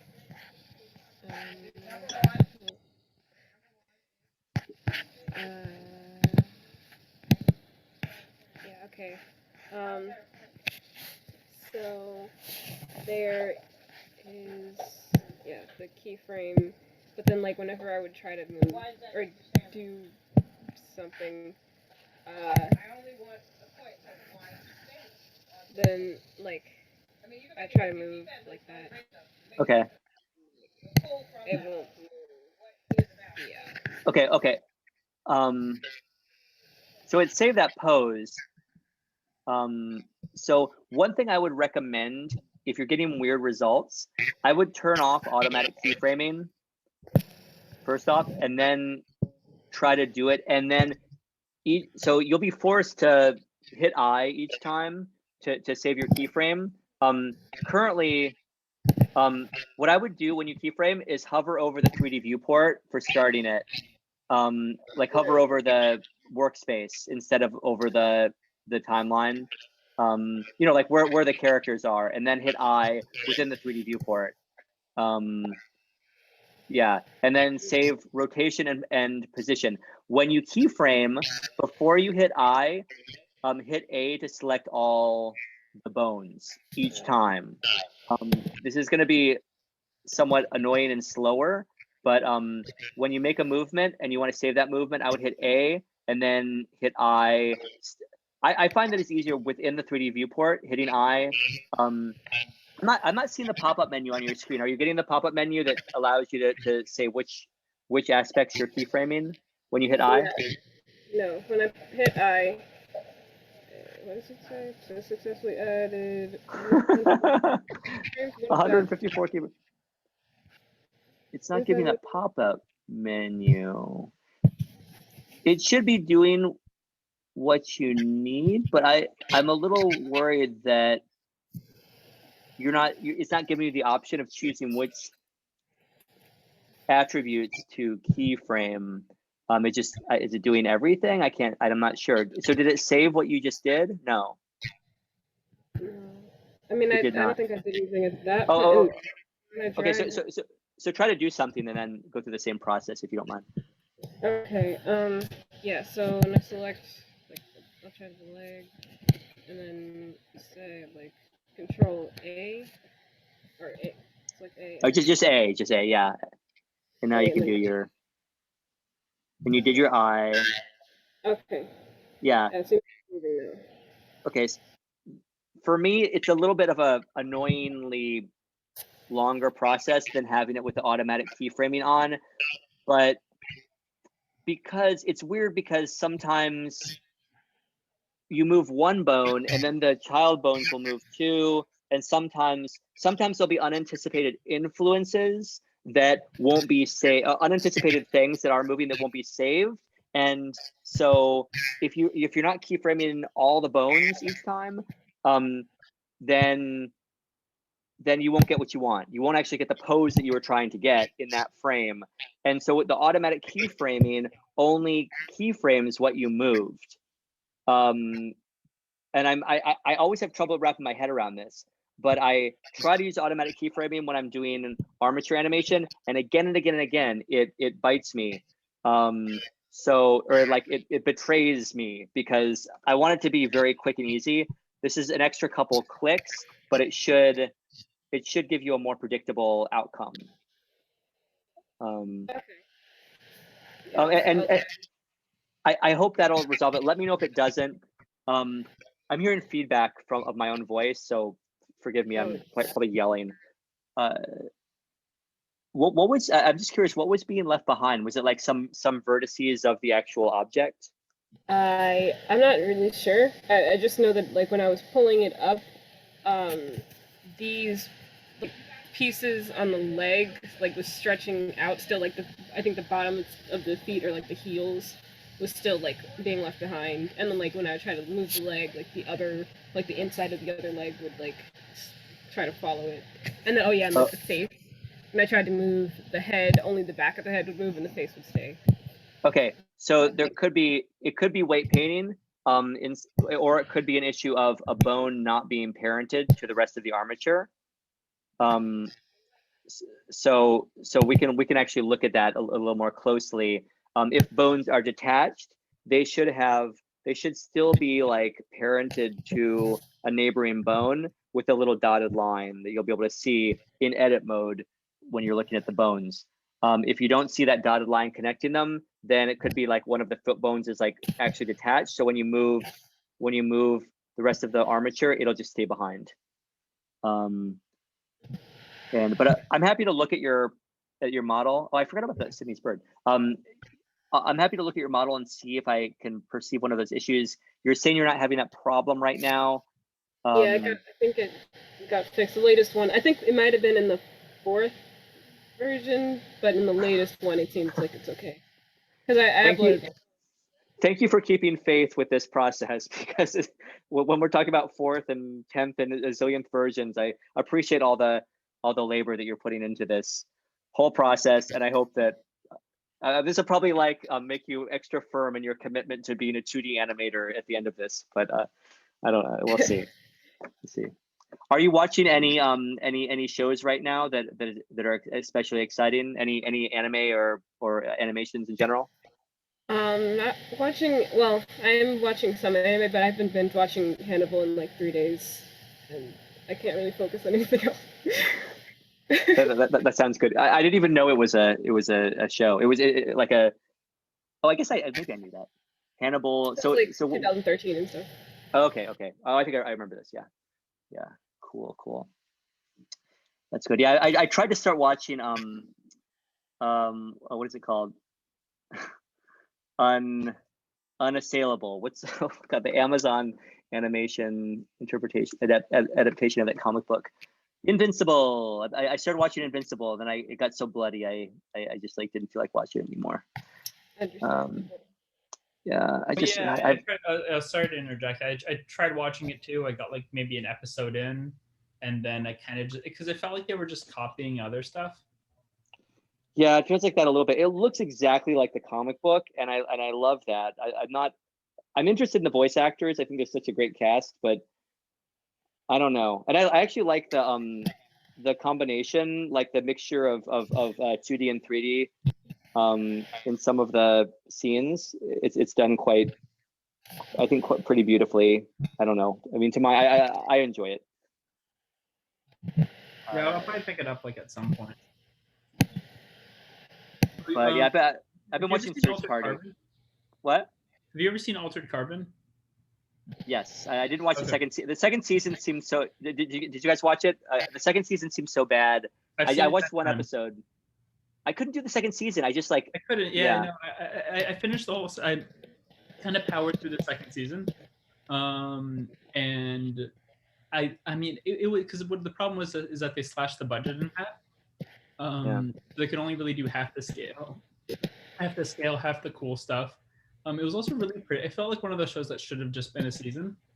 And I don't know, the first season I've seen it 10 times. I'm on my 11th. It is probably some of the best television out there. What is it?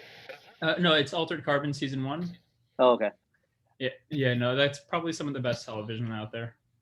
I liked it. I will admit that. Yeah, it didn't leave a big impression on me. Like they hide stuff in. No, sorry, I just had chips, so like my throat's all messed up. But like what they do is that they hide stuff in there. So the fourth time you're watching it, like I was just rewatching it, and this is like my 11th time watching the show. I've seen it like probably like 11 times over the past 2-3 years, and I'm finding new stuff out now, new lines of dialogue that I just missed before that have like an impact on the story. But I just didn't notice it like the other times I saw it. Yeah, it seems like it's worth a rewatch. I have since gotten into The Expanse, and I really did enjoy that. Is amazing. I've seen it like twice.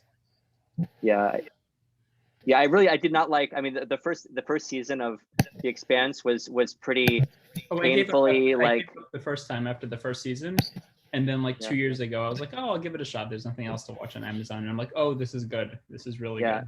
Yeah, it definitely gets good after the first season. The first season is basically every cyberpunk, plot line ever, and then it gets better. Then it gets more expansive. So let me. I'm sorry, Brielle. I didn't mean to force a short circuit. Do you feel like? So it looks like it's animating well for you at this point. Are you feeling? Let's let you just move forward, and then come back at me if there are any issues that arise as you're doing the walk cycle. As you do it, don't, you're perfectly capable of doing this as an animator. If you feel like you need to put in a ground plane or refer to like the side view so that you can just like very clearly schematically have things positioned so they don't surprise you. Like that, working from those standard views might make the process go even smoother for you. So just, you work as you feel most comfortable, but if you need to sometimes I do it, I come back and I see like the feet are going beneath whatever would be the ground plane, and it kind of changes the sort of structuring of the whole thing. So I think your model, I was looking at your model file this morning. I was trying to finish the grading, but I'm behind on our class's grading because I always spend all my prep time on just planning things. But your model looks like you've resolved, I think you remeshed it, right? You did the remesh at some point. Yeah. The remeshing has, I mean, for me, I can go in there and I can smooth out the neck feels a little crunched, and so everything is very manageable now. So any changes you need to make are totally easy now that you've done a successful remesh, and the clothing looks great. I think you're on a great course. And at some point, I guess, did you try to parent the hair to the body yet, or haven't gone that route yet? It's been parented to the model itself. I think I maybe should reparent them to maybe the skeleton or something. Because I don't know what's gonna happen now. Yeah, so I think what you'll be doing is for the Walkcycle, you might find that it's well, I think it's going to work. You go back to frame 1 and you do your parenting of the hair. I think what you're going to have to do is select all that hair, then finally select the armature, obviously, maybe. But then you're going to parent it probably not with automatic weights, but instead to bone. And then you're just going to have to make sure you pick the right bone that it's parented to, because it's not going to know. You'll have to make sure that you don't think about that now. I would don't just do your, I mean, you can, but like you're doing great with the Walkcycle animation. But when you get to that, you'll choose bone, and then you'll have to, I might have to actually do some homework, because we want to make sure that it knows to parent it to the right bone. It's going to be attached to one bone. I think that's going to be the best way. So let me do a little bit of research, because you have so many different items to work with that I'll double check to make sure. I think if you go into like pose mode, select the bone and that you want it to, all the hair to be parented to, and then you go back into object mode and you select all the hair, parent it to the armature, select parent to bone instead of automatic weight. It'll automatically choose the last bone you had selected in pose mode. And I think that's going to be the best result. I'm sorry, you're not going to, there's no need to remember all that. But if you want to go through that process now or later on, we can try to replicate that for you. Do you want to do that right now, or will that take you off? It might be a pain in the ass to try to maybe don't do the Walkcycle with the hair attached for now. It might slow you down. Okay. I don't know. Okay, do the Walkcycle, and we'll talk about hair later, unless you want to holler at me and do that.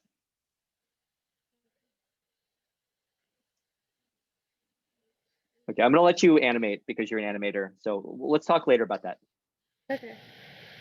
Sorry to like too much information by definition. Thank you. Okay, Sydney is next, and how late are we? But pretty good. We're only 15 minutes behind, 19 minutes behind. How are you doing? I'm doing. Oh yeah, not great, but okay. No, that's fine. I'm hanging in there. Where is your situation? I have completed the armature. I haven't actually parented it yet because I think something might have gone slightly awry with how I parented the different parts of the body on my actual modeled character. So I just wanted to run that bit by you first. A lot of the basics that you were going through in the beginning, I think were enough to get me going once I've fixed my parenting issues. It's just a matter now of doing that first, and then I can move on to everything else. Okay. So you want to share, or should I? Maybe you should, just to show me. It would be good to get a sense of your workflow. Sounds good. All right, let's see. Are you seeing it?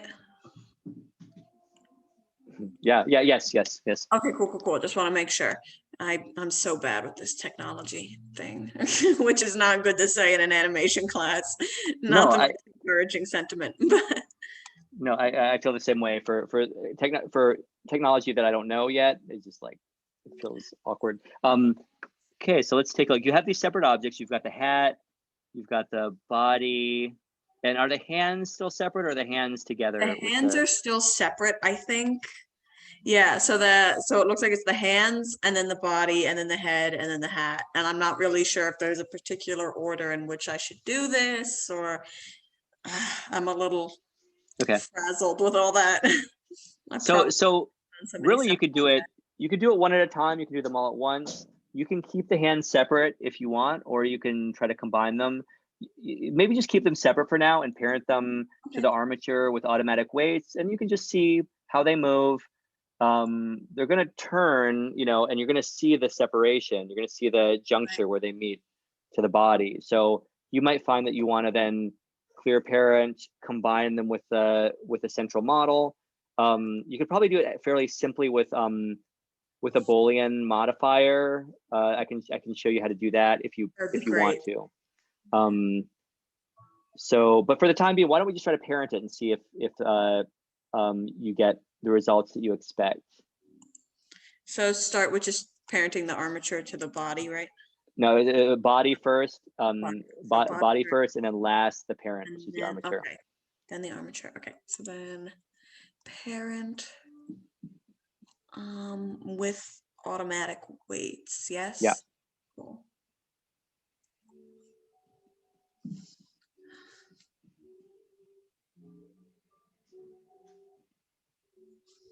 Let's see, so then to test if that went well, I would have to go to pose mode, right? Exactly. Or, But you have to click on the armature. You have to select the Right. armature to be able to see. sorry. There we go.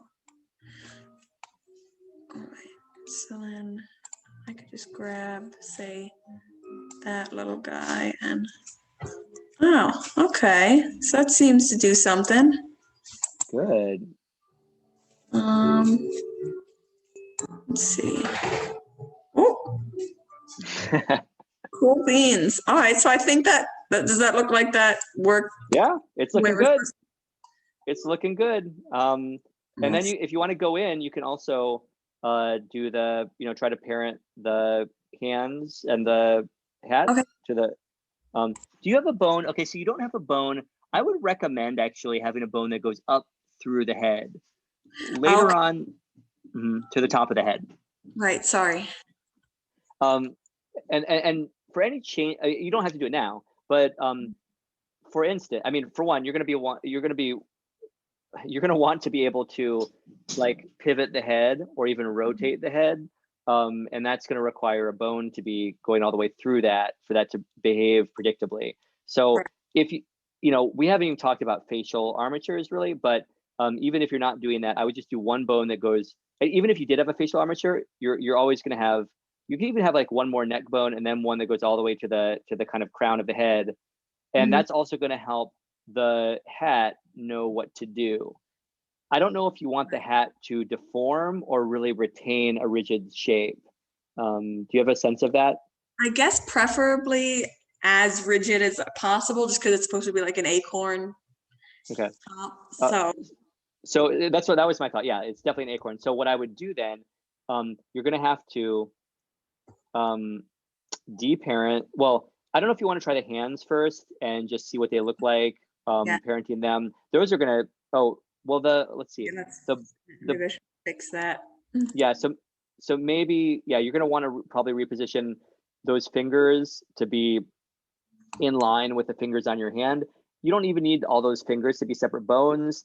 That's up to you. So I think you're going to want to deparent clear parent of the model, and then go in and edit your armature of the not of the armature, but of the model. You want to click on the model to clear parent because Right.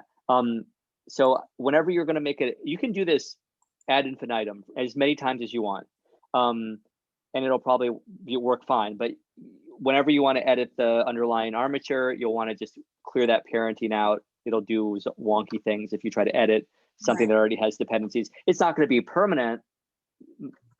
You can almost be certain of, but because you could always clear the parenting later, but it'll start to do chaotic things that will become stressful looking. So I would just clear the parenting. Now you can extrude one more bone to the top of the crown. And if you want to do that now, we can do this together. And That might, if you don't mind, I would probably prefer that just because I don't trust myself sometimes. And for the fingers might take a long time. You can try to parent it. It's not gonna. That's probably gonna take some precision work. But yeah, do that. Take a little bit of time with that, and we can try. But that's gonna take precision work. You can just have one bone. If you're not gonna be doing a lot of this type of thing, you can just have one bone that goes through the hand. But that's up to you, and you can kind of figure that out later. Yeah. Let's do the head bone, and I think you have a sense of how you're going to parent the hands. Those are going to be the same as the body. So let's do the extrusion for the head, if you don't mind. I feel like that's more territory that we haven't looked at yet. And just go to the, like, wherever you think you could even go all the way to the top of the acorn if you wanted. It wouldn't even matter. That's really up to you. You're in edema, right? Yeah. Mhm. So that could be really cool. So do you think maybe around there is probably sufficient? I think so. I don't think it'll do anything weird to the head. Yeah, or you could it could either be to where you perceive the top of the head to be, or all the way up there. I think would be equally good. I think that's good. I think this is best case. And Okay. just make sure if you look at the right or left view, you see that it's front to back aligned. Yeah, that looks fine for me. So now we can get out of here and just try to parent. Great. So one thing you can do, if you want to grab, like by shift clicking the hand, you can shift click hand, shift click other hand, shift click body, and then, holding down shift the whole time. And then last of all, you don't have to do all this at once, but you don't have to do it all at once. You can do them separately. There's no difference. But if you wanted to, you could like click all the volume first. Don't click the hat yet.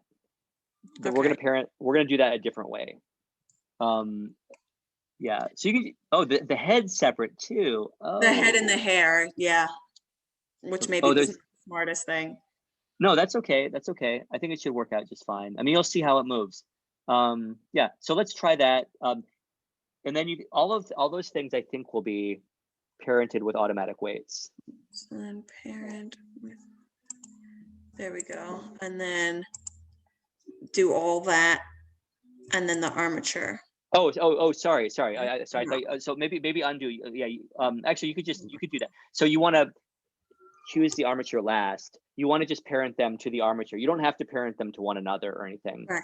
I would just say, you could select all your meshes and then the armature last, and do your parenting, and then they'll all be parented at once to that armature. Right. So I think I tried to just parent everything together, not the armature, but all the other objects. Does it look like I did that correctly? Because I can never tell, because they're not. Doesn't look like. So if you didn't select the armature, it wasn't correct. Probably just whatever the last thing you selected would be the parent now. But you can just do it again and then click the armature last and just go through the same process, and it'll reset everything's parent to be the armature, because objects can only have one parent. So it'll just rewrite whatever they already had as a parent to this new thing. So that last thing would be. Wait, I just want to get everything parented, like with the bot, like everything together first. No, that's not going to do anything, because everything can only have one parent, so they all have to be parented only to the armature. Oh, okay. I'm sorry, I misunderstood. My brain is not working very clearly today, so I'm sorry. No, it's amazing that you can do this. So I would do. You can do one thing at a time. Yeah. I was only trying to just do Or you already had I don't even know what you have. Yeah, go ahead. Yeah. If you have your armature selected too, go ahead. Mm-hmm. Yeah. With automatic weights.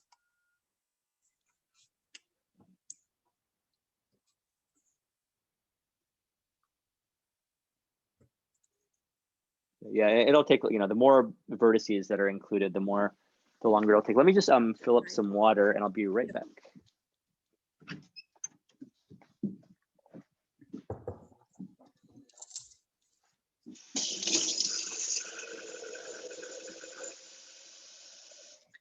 It looks like we're gonna run a bit long. Sorry. Okay, so it's still going.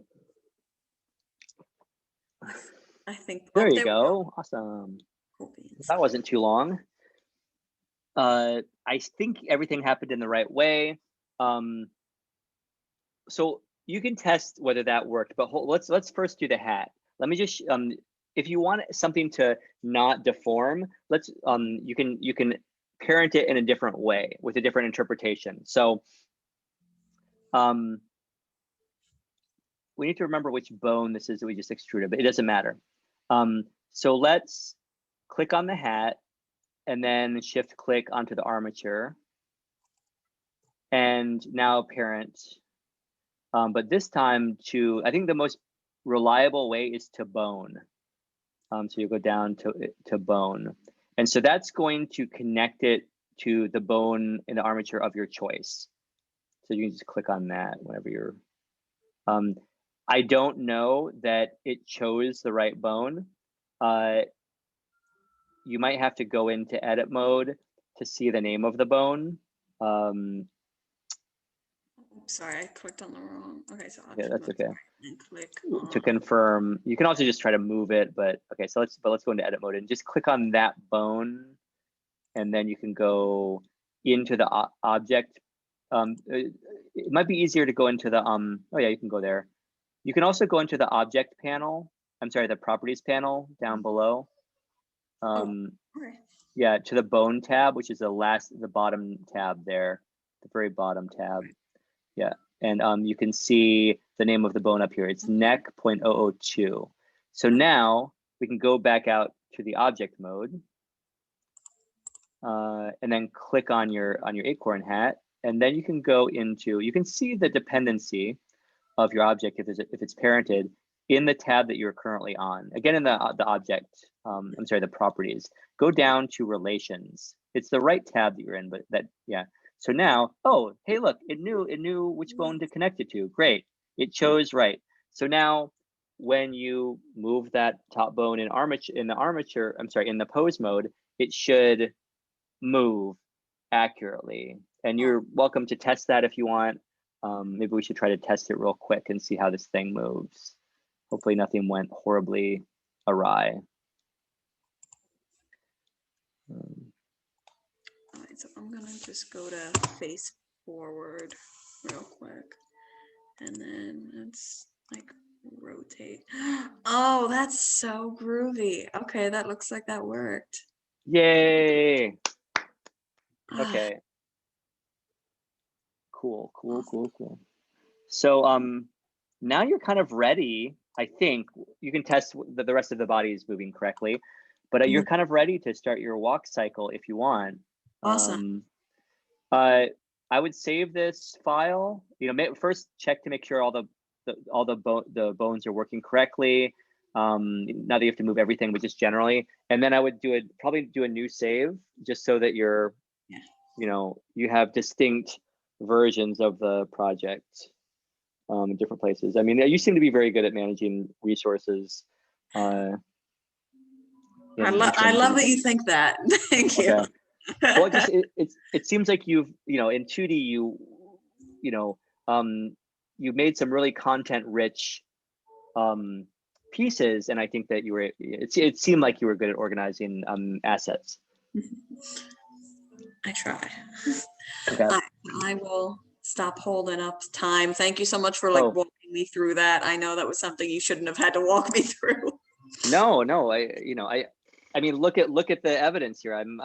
Everyone is being able to use a little bit of another go through, and for you, you're dealing with quite a bit right now. So I appreciate it. Yes. But so thanks, Sid. Let me know if there's any other questions. I yes. saw in the course bulletin that you had a 2D animation class next semester. Yes. Yes. I do that every semester. Is that like the same thing, just without just in 2D? Yeah. I mean, it's a pretty different class. It's a lot more. No, not more procedural. It's an Adobe Animate. I'm looking. Maybe I'll change the program to Harmony at some point. But it like Rick and Morty stuff? Is that what that is? I would love it if it was Rick and Morty stuff, and it can be. We really cover the 12 principles of animation and just the mechanics of. I mean, it's more like the fundamentals of animating. It's drawing in the computer, and that's I can show you some examples of. I mean, it's just 2D. It's just like hand-drawn animation on the computer, and we have like automated motions later on, but it's like way more straightforward. We're just making pictures that move. It's way more straightforward than this, but with the potential to be like fairly technical and precision in the work. But yeah, I I can show you some examples of where's the link? I'll show you an example of a prior semester's or some student works from prior semesters. So you can look at the outcome, like the class right now. Today, I have it in the mornings on Mondays at 10 a.m. And we introduced the final project today. So here's an example of, where's that link? Of what people were doing. I'm losing my ability to think. What people have done in past semesters. So here is a link in the chat window if you want to take a look. Yeah, but it's, 2D like Rick and Morty, like The Simpsons, like Disney prior to Pixar. So yeah, let me jump on with Seth, who is next. I'm very behind now. Seth, let's go. If you're there. All right. Sorry to be Yep. so late. Hi. No Hi, worries. how I'm okay. Let me just open my thing and I'll share my screen and show you what's going on.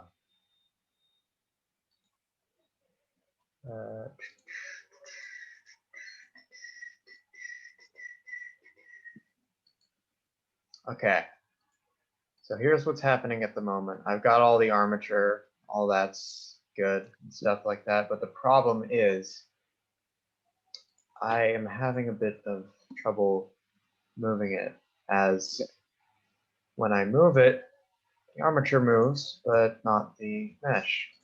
That's kind of not what you want, right? Yeah. If we were animating armatures here, and that's all we cared about, So let's go back to object mode and see, Okay.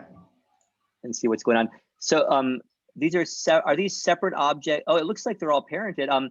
These are separate objects, right? The model has separate, or you said you unified them into one object. No, I unified the objects for the model. So. Okay. Okay. So let's click on the model then. Yeah, and let's look in the object properties tab in the properties panel, which is to the right. Well, one of the tabs on the left is like the little orange square. I'm sorry, it is in the properties panel This on one? the right. Yeah, exactly. Object properties. And so now you can see what it's parented to by looking at relations and clicking on that relations tab. And it says it's parented to the armature. The parent type though is the wrong parent type. So so let's armature or bone. We can't do it this way. So we have to go back to the model and right click and say clear parent. Okay. And you can clear parent any number of times and then redo it as much as you want. If you have to go in and make a change to your armature, you'll have to clear parent and then reparent again. So now click on as you did before, click on the model and then holding shift, click on the armature. And now again, right click to parent. This time with automatic weights. Okay, what does it say? Bone heat weighting failed to, so I might have to look at this. Okay, so can you click on the model again? Do you have any modifiers currently affecting your model? Just the armature, I would clear that. I don't know what the heck it said, bone heat, yada, yada, yada. Have you uploaded the? I've uploaded pretty much this exact thing. Okay, great. I've had this like since last week. Okay. It's been, yeah. I haven't. I was trying to finish my grading today, but so I should be able to actually get through. I mean, I'm not giving your class great feedback in written form this semester, but hopefully we'll get that in the in-person stuff. Val armature tentative blend, April 5th. That plus Val rendered up PNG. Let's look at both of these.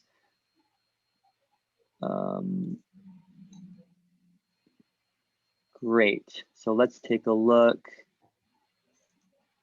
I'm just going to briefly take a look at this. I can share, but I don't think it's going to add much to the situation while I just, okay. There are all these bones. I'm going to clear the parent. I'm going to try to look at what is going on under the hood here in Okay, so one thing that I guess we'll have to see what happens. We might, depending on how you want Valeria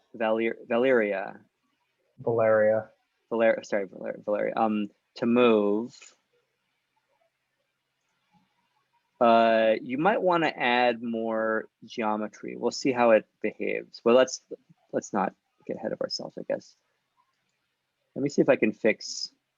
I'm sorry, I just took over the screen share. Yeah, no worries. We might want to do like a remesh, or even do like a subdivide if we wanted to move with a little more nuance. So all these vertex groups are already here.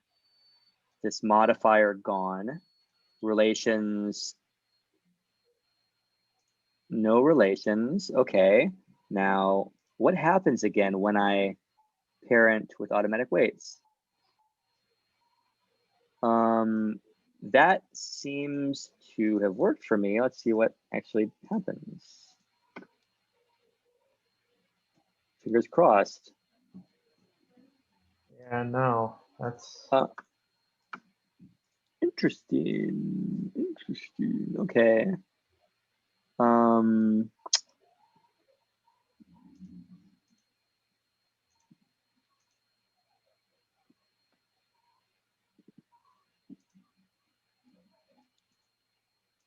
This is one armature.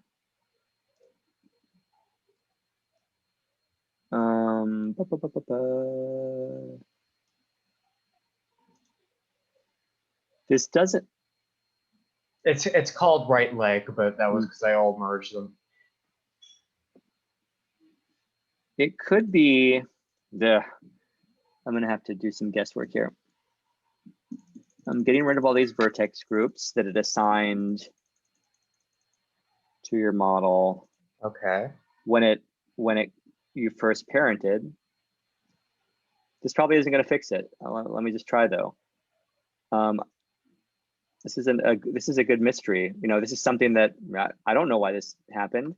Oh yeah, making sure the parenting is good. Still not affecting the model. What about these? Oh, okay. We're in pose mode. We did it all the standard way. I don't know if I've got something wrong going on in like the layers, or not layers, but scene collection or whatever you call that. I don't. This all looks good. Nothing looks odd to me.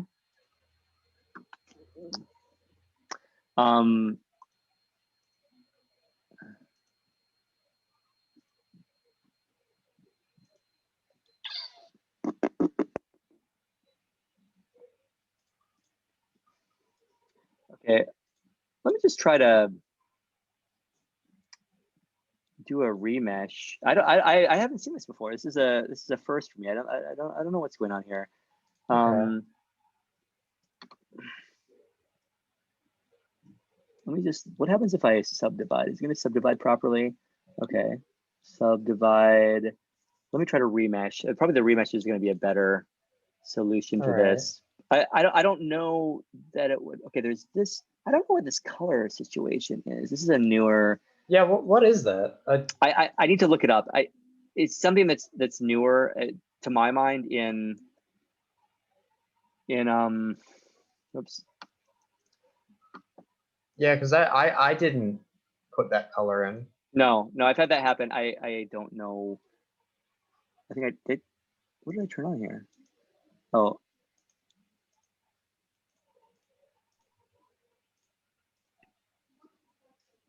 Let me just do a revert. Revert. Okay, revert. I don't know what I did there. Okay. I'm gonna clear parent again. Okay. I can only imagine that something went a little strange when you were combining the objects, and I just don't know what that would be. Yeah, it's odd. Okay, I'm gonna do 0.05 remesh. It's gonna it's going to add a whole lot of geometry. I kind of want to see how much it adds when I do a remesh. Let's see. It might not even remesh right. It's my Fair warning that the torso is probably going to look really off because that was a solidify thing. Oh, okay. So could that be a reason?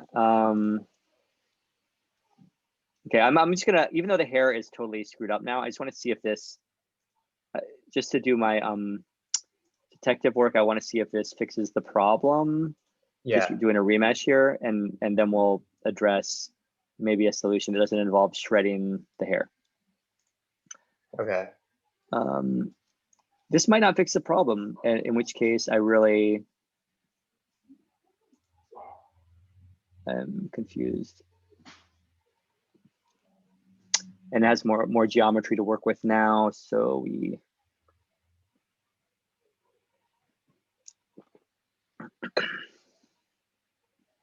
Well, maybe I have to look at, I might have to look at the relations within the.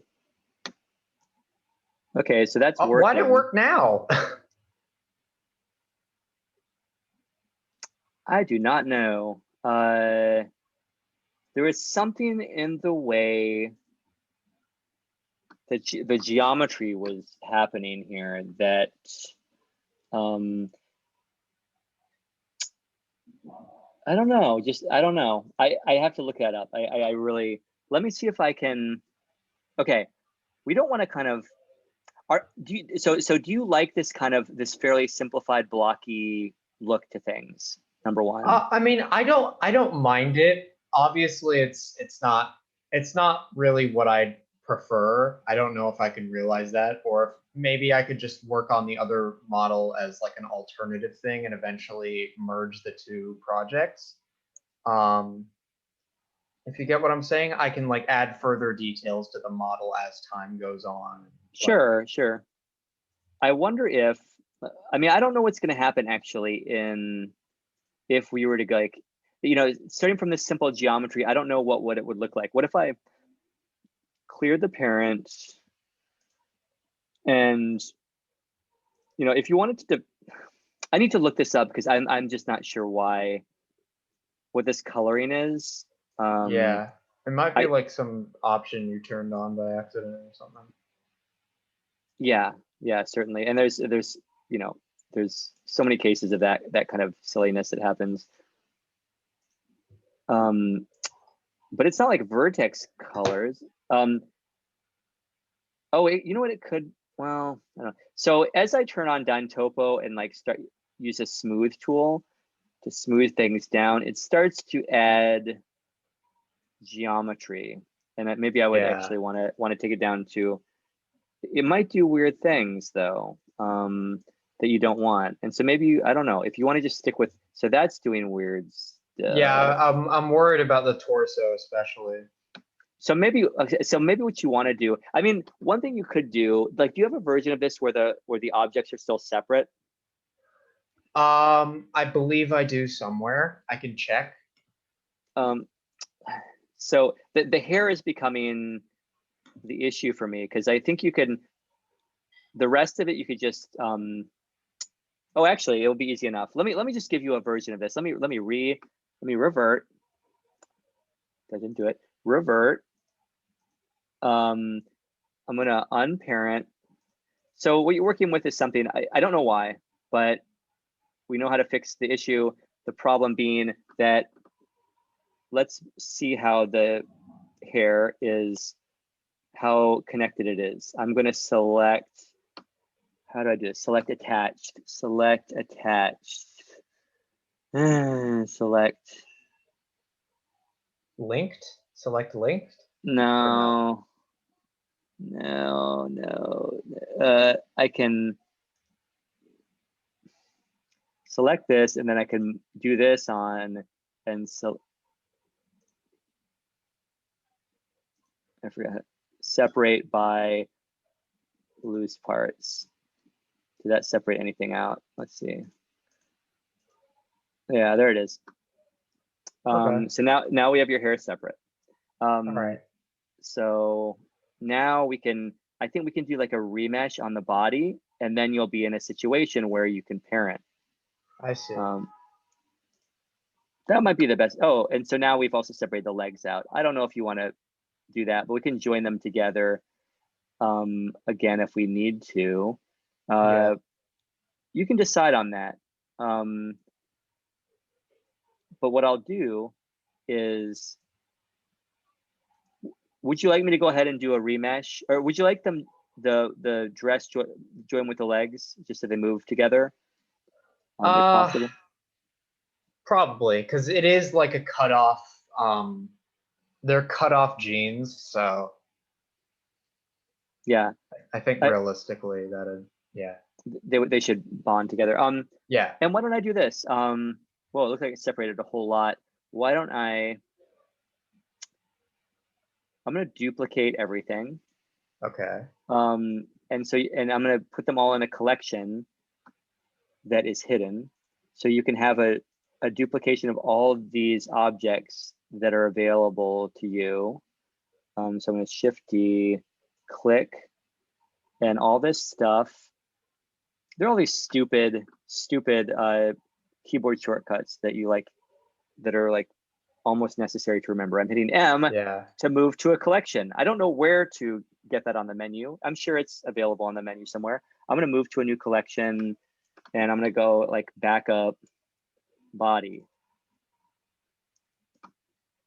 And move, all that's going to a collection in the backup body.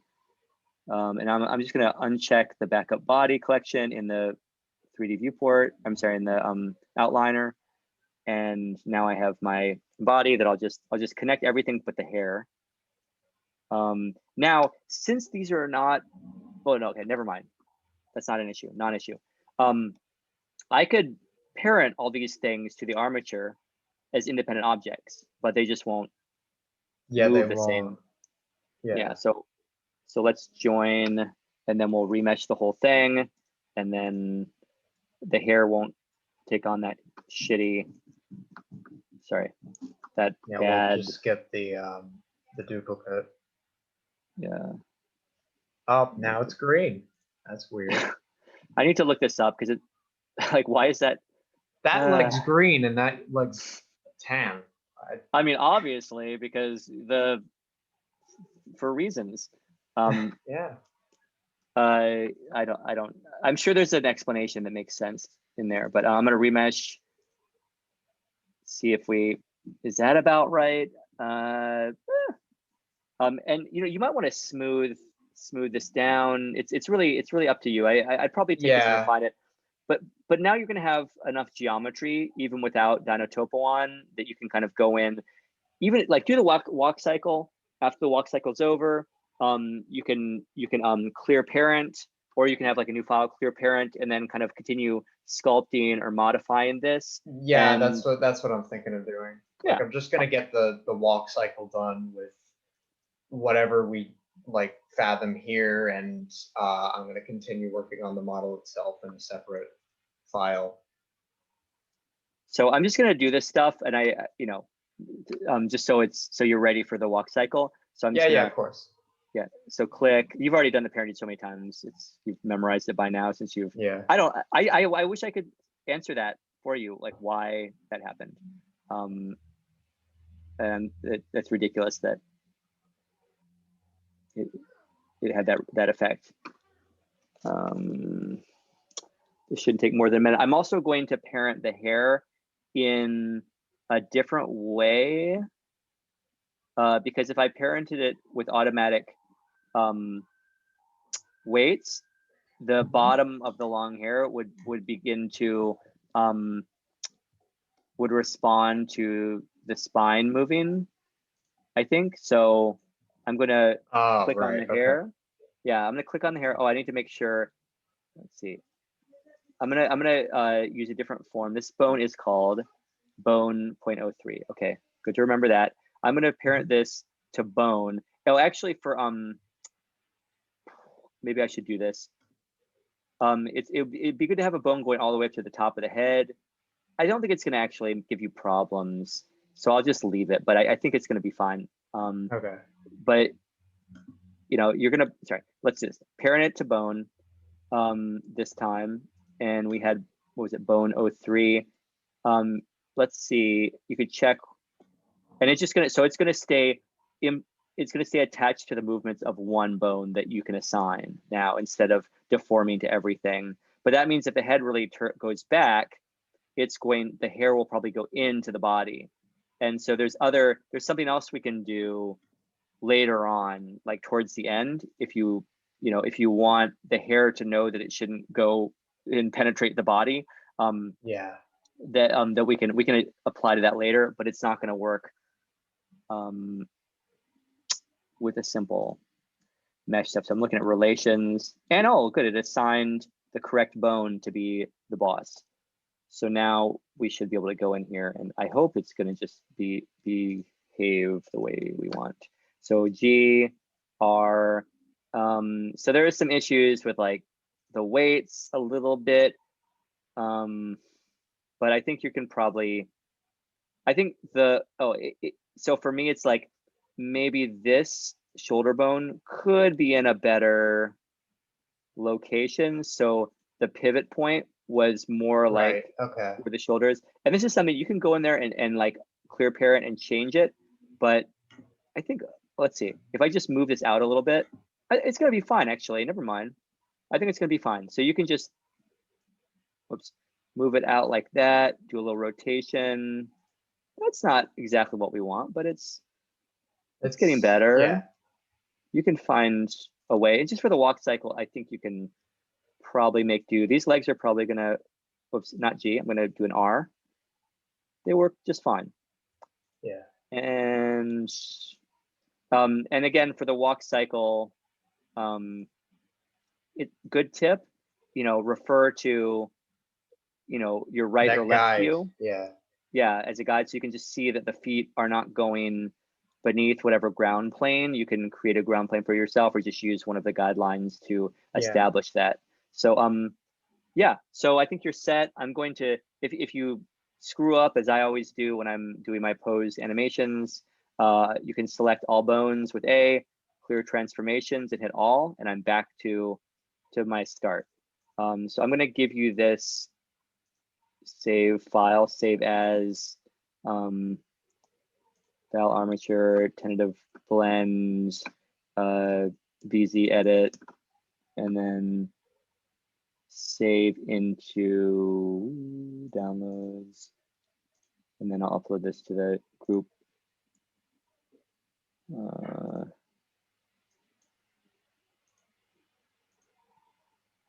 I'm sorry about this. This probably like shouldn't have required a meeting.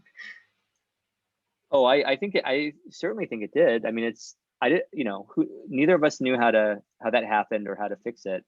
It required some troubleshooting that I think this is exactly I don't know if that upload. This is exactly the kind of thing that I think requires a meeting. Okay. So that looked like it uploaded. It says it's private though. That's the thing. Oh, okay. Oh wait, now it doesn't. Okay, great. So if you can just download it, then you're good. Yeah, cool. So let me know if there's any other problems. But yeah, you should be onto animating now. right. Laurel. So great talking to you, Seth. Thanks a lot for persevering. Oh, thank you. Take care.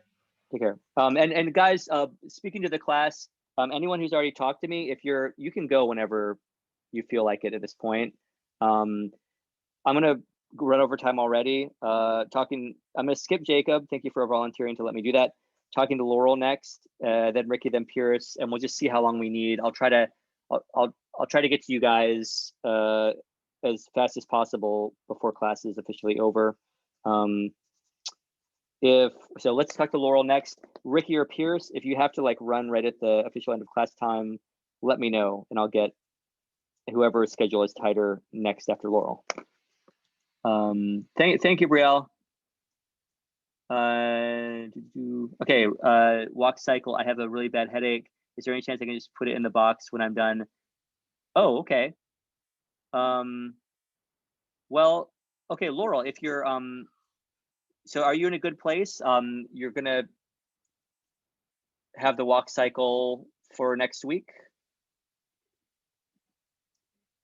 I would like to, yeah, so do you think you'll have, I would like to be able to review something.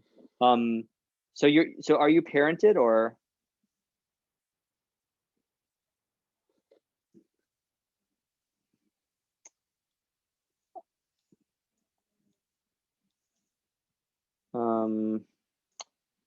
Cool.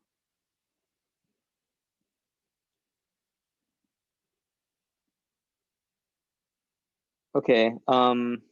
I feel like I don't have a clear sense of, yeah, you know, if you're just working on it and it's straightforward, yeah, just, can you get me a version of it, you know, sometime in the next few days, and let me know when you do, just so I can be, well, okay, yeah, just give me the Walkcycle. I just want to make sure that like you've accomplished this, and I don't just like, we don't just end up not talking, and then and then you've run into some trouble and I don't know about it. But by Yeah, next if week, I have any trouble, I'll email you. okay. I'm just like, okay. I'm the Walkcycle itself, I'm not worried about. I'm just parenting it and like making sure things are in the right positions, because obviously it's like unique, different than just like a person. Okay, but so you're still making the armature, I guess. I've made it, but I'm like trying to parent it and like move it around and see how it's going still. So the parenting should just be a momentary thing, unless there's something that's like, so you're parenting it and then things are not moving the way you expect, and then you're editing the Yeah. armature. Okay. Yeah. Do you want just like a second of feedback so we can take a look at how you've laid out your bones? Sure. I don't mean to, if you're feeling bad, I don't want to. No, it's okay. For some reason, it's not like parenting to the actual object yet, but like all of the armatures are parented together. That's the only thing I'm having trouble with. I was gonna go back and look at the video Okay, again. that sounds like a pretty, yeah, this sounds like something we should talk about, actually. So Okay. would you like to share your screen? Yes, please. Okay.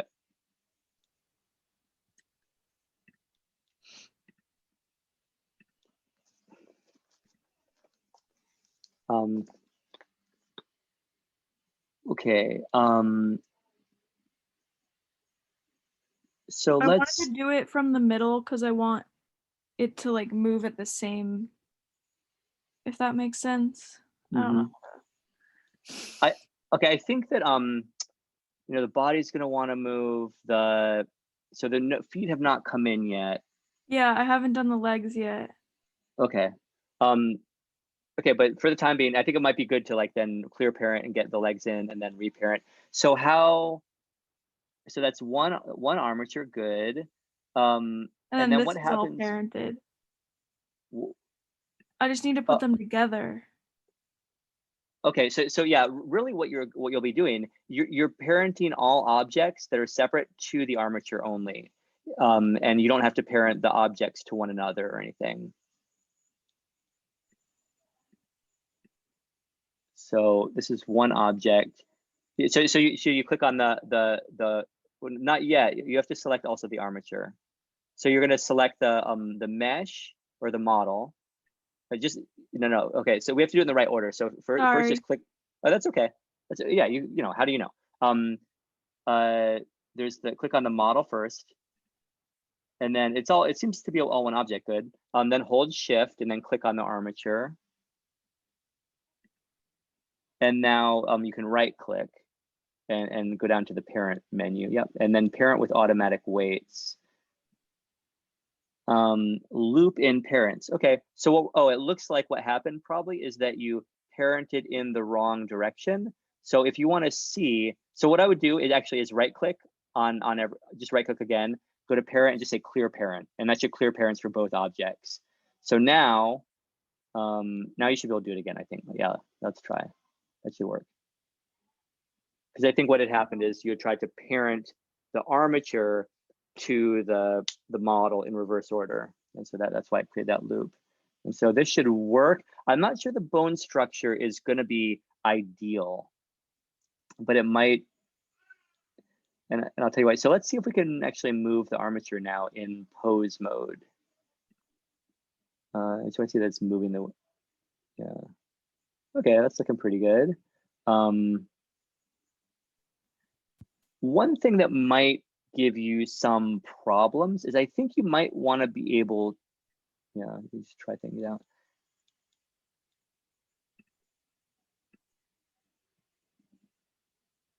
Yeah, I guess the question is, are you ever going to want to, you probably want to have control to flap a wing without. That's why I wanted to do like this from the center was my Mhm. thought process. Oh, but I don't think I can pick multiple at once, can I? You can, yeah, you certainly can. You can either drag and drop, or you can hold shift and click multiple. The problem is the way that they're extruded out. That's good, yeah. So you can do that. That's going to be a little bit awkward. So you might actually want to go back in, and it's also going to distort the body when you flap the wing, since they are turning at this like central axis point.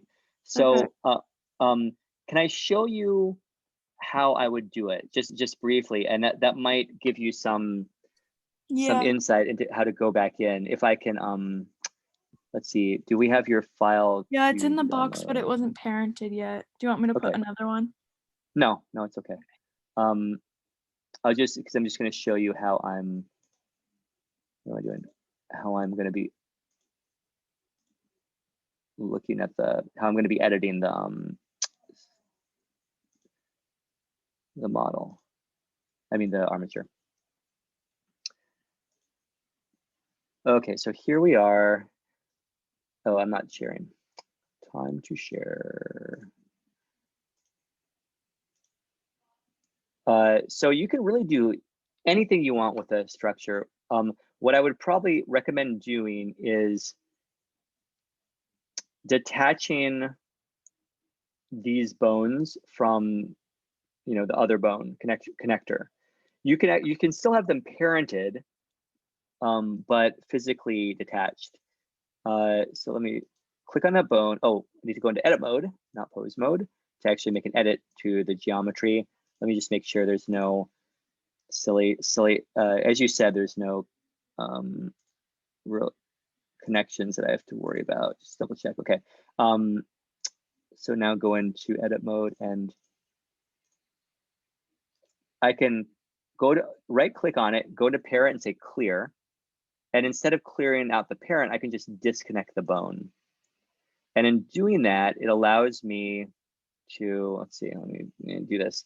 So I can still see that there's this dotted line, this influence. So if I move this bone around on the screen in my environment, it'll still move everything. It'll still move the wing with it, but I can now move this wing freely. So I might even do something weird like have a bone that's like the boss of the entire wing, where maybe I could clear this and actually clear the parent on this, move it in. Maybe I'll just like get rid of this bone, hitting X, delete the bone. Maybe I'll delete this bone too. And I don't know, you can kind of decide. You might want to look at the butterfly anatomy. You by no means have to be literal to it. I wanted to clear parent. Oh, I did. Parent clear parent. Why didn't that clear the parent? Oh, because these things are, I'm going to clear the parent for all these. Select, shift, clear the parent, clear parent. These are all cleared. Now I want to, if I have multiple selections and hold down shift, the last thing I select will be the boss, the ultimate parent. I'm going to parent those and keep them offset, and parent this one and keep it offset. So now I don't know if this is the best way, but you want like handy flappability. You want it to be easy to flap. And this might be all you need. You'll decide whether you need anything more in terms of the interior structure. So now let's just see what happens. I forget if there was any other issue. I don't think there was. Parent with automatic weights.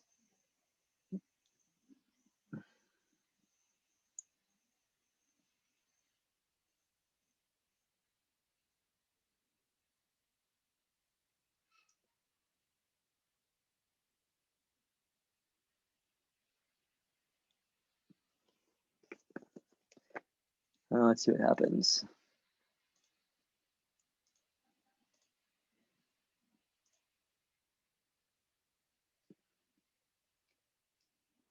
Let me just, I don't want to rotate that way, but I do want to rotate. Let's see if I can rotate this way.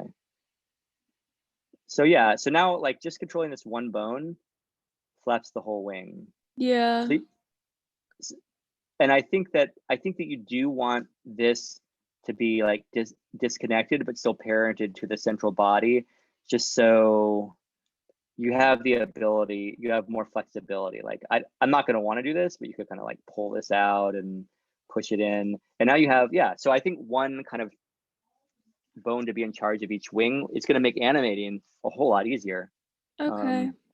That's all. But yeah, I think it's looking good. It's looking good. And you're going to have all this range of rotation, and you could cup things in between the wings if you wanted to. You could do all this cool stuff. Awesome. Okay, thank you. Thanks a lot. Well, it's looking good. So yeah, so let's target having a completed walk cycle for next class. Okay. Ideally, if you also are able to kind of get into some of the slides for today for starting to texture or add color and materials to your butterfly, that would additionally be really, really good. But the walk cycle, I think, is the central focus. Great. So great. Thank you. Talk Have a soon. good night. You too. Great.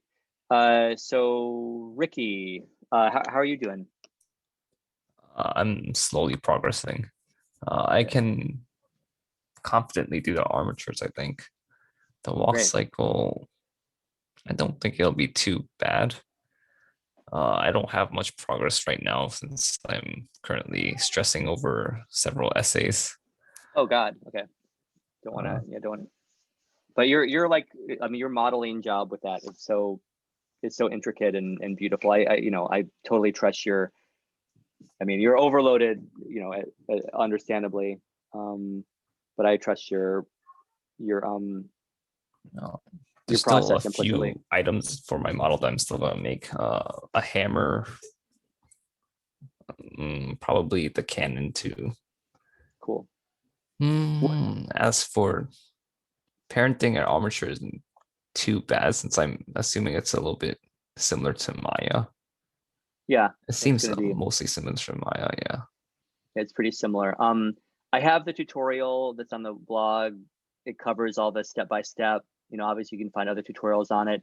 And I think, you're probably, I guess you're going to be parenting. How many different objects do you have in your model? Are there a ton of different objects in there? For like the model itself, there's like this centered piece of the robot inside, which is its own object. There's like the top part of the head, which follows that centered piece. The body, all those three pieces, like there's the main torso, there's the helmet, there's the center area. Those are three different pieces that kind of pop out.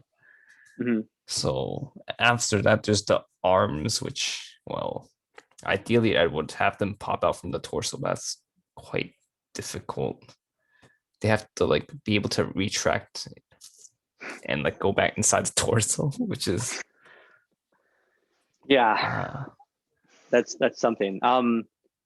Yeah, that's a whole process. So like, so maybe so you have legs, but maybe we don't worry about arms for the time being. Is that what you're thinking? Yeah, probably. And like the joints are very mechanical, so I can't have them like squash at weird angles. I think I think the I don't have a tutorial that really addresses that aspect very well, but I think what you'll be doing is you will be making sure to add bones that kind of line up, are the right size and and located, or that kind of span the, each separate mechanical part, so that like if you have an arm that will remain rigid and then bend it this joint, there'll be a bone there, and then it'll be jointed to the right place, which is obvious, which is intuitive. But then when you actually parent, well, that's the question. I guess we'll have to see what happens. If it's one object, then it's going to be, you can do that mechanical interface that will require weight painting. If there's separate objects, in the end, it's actually easier to have them move just at the joint and not deform, because you could just have, this object down here parented to this bone, and you could have this object parented to that bone. And I mean, you've already experienced this with Maya. So if you want that kind of mechanical kind of rotation without distortion, I guess it's going to be a annoying weight painting matter. Yeah, weight painting is really, really annoying. I don't like it. If there are separate objects, easier. You could even like go in and separate out the objects, and then I have some of them I haven't joined yet, but separating them is pretty simple. Yeah, that might be the way forward.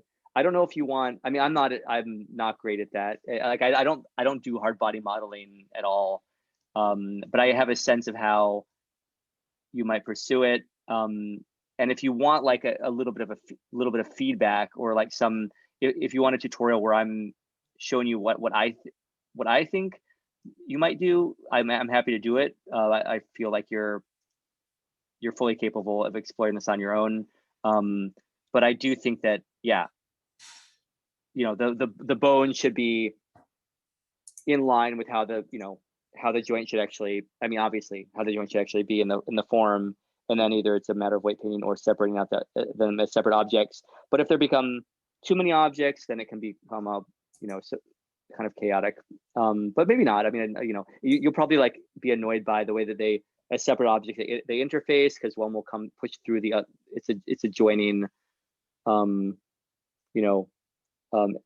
object if bent too far, and there's all the kind of matter issues related to that. I don't know. Yeah, so it seems like I'd perhaps separate. I guess you'll try both ways ultimately, perhaps. But if you want to avoid weight painting as much as possible, then I guess separating out the different objects is preferable. So I don't know, if you want some kind of like specialized tutorial where I show what my workflow would be, if you for some reason are having frustration and running into trouble, we can either talk on Zoom, do email correspondence, or I can give you a personalized tutorial where I'm giving my own best take on the challenge, if you would like that. So just let me know. Keep me in the loop. All right. Along those lines. You're probably working at a more advanced level in this kind of modeling than I am at this point. So probably it'll be, for you to tell me if I can do anything too. Nah, I'm not that advanced. No. Well, I think your model is excellent. So I want you to feel like you can get the kind of animated quality that you are looking to achieve. So just, I don't know, just let me know what's going on. If you're getting frustrated, maybe I can lend a hand in helping research some aspect of this. All right. Okay. Well, otherwise, look forward to seeing what you end up with the Walkcycle, and talk soon. Good luck with the essays. Oh, okay. Have a nice night. You too.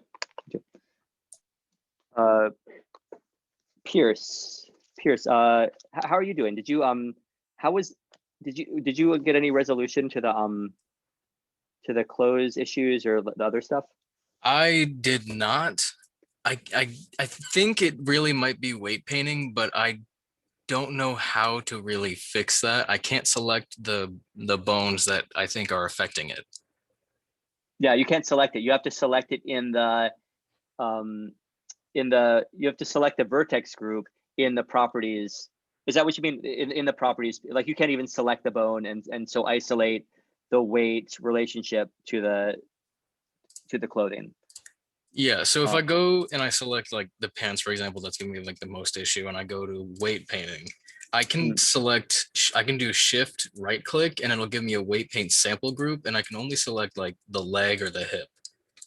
I can't Oh. select the arm. That's giving me an issue. And I tried to go in through the vertex group and select it from there, but that's not giving me anything either. Oh, weird. Could I actually see what your, do you want to share your screen, or do you want me to look at it on my screen? Whatever. What do you think would be better for you? Because I'm not sure. Well, maybe you share yours first, because I want to see what you're doing. I didn't even know how to the shift right click to select. That's actually not even something I knew how to do. So that's like, I think you're maybe. Is it showing? Yeah, I see it. So Yeah, let's so try. Crazy. this, I can like shift and right click and it won't show it, but I can do leg one and leg and the bottom leg for this. But it's And not it'll showing you. select- Oh, Yeah. But I so can't it do shows. this. Well, which object? So, but this object is only down there, right? It's not. Yeah, so if I go to pose mode and I move like the arm, like that's what's controlling it. Ah, funny.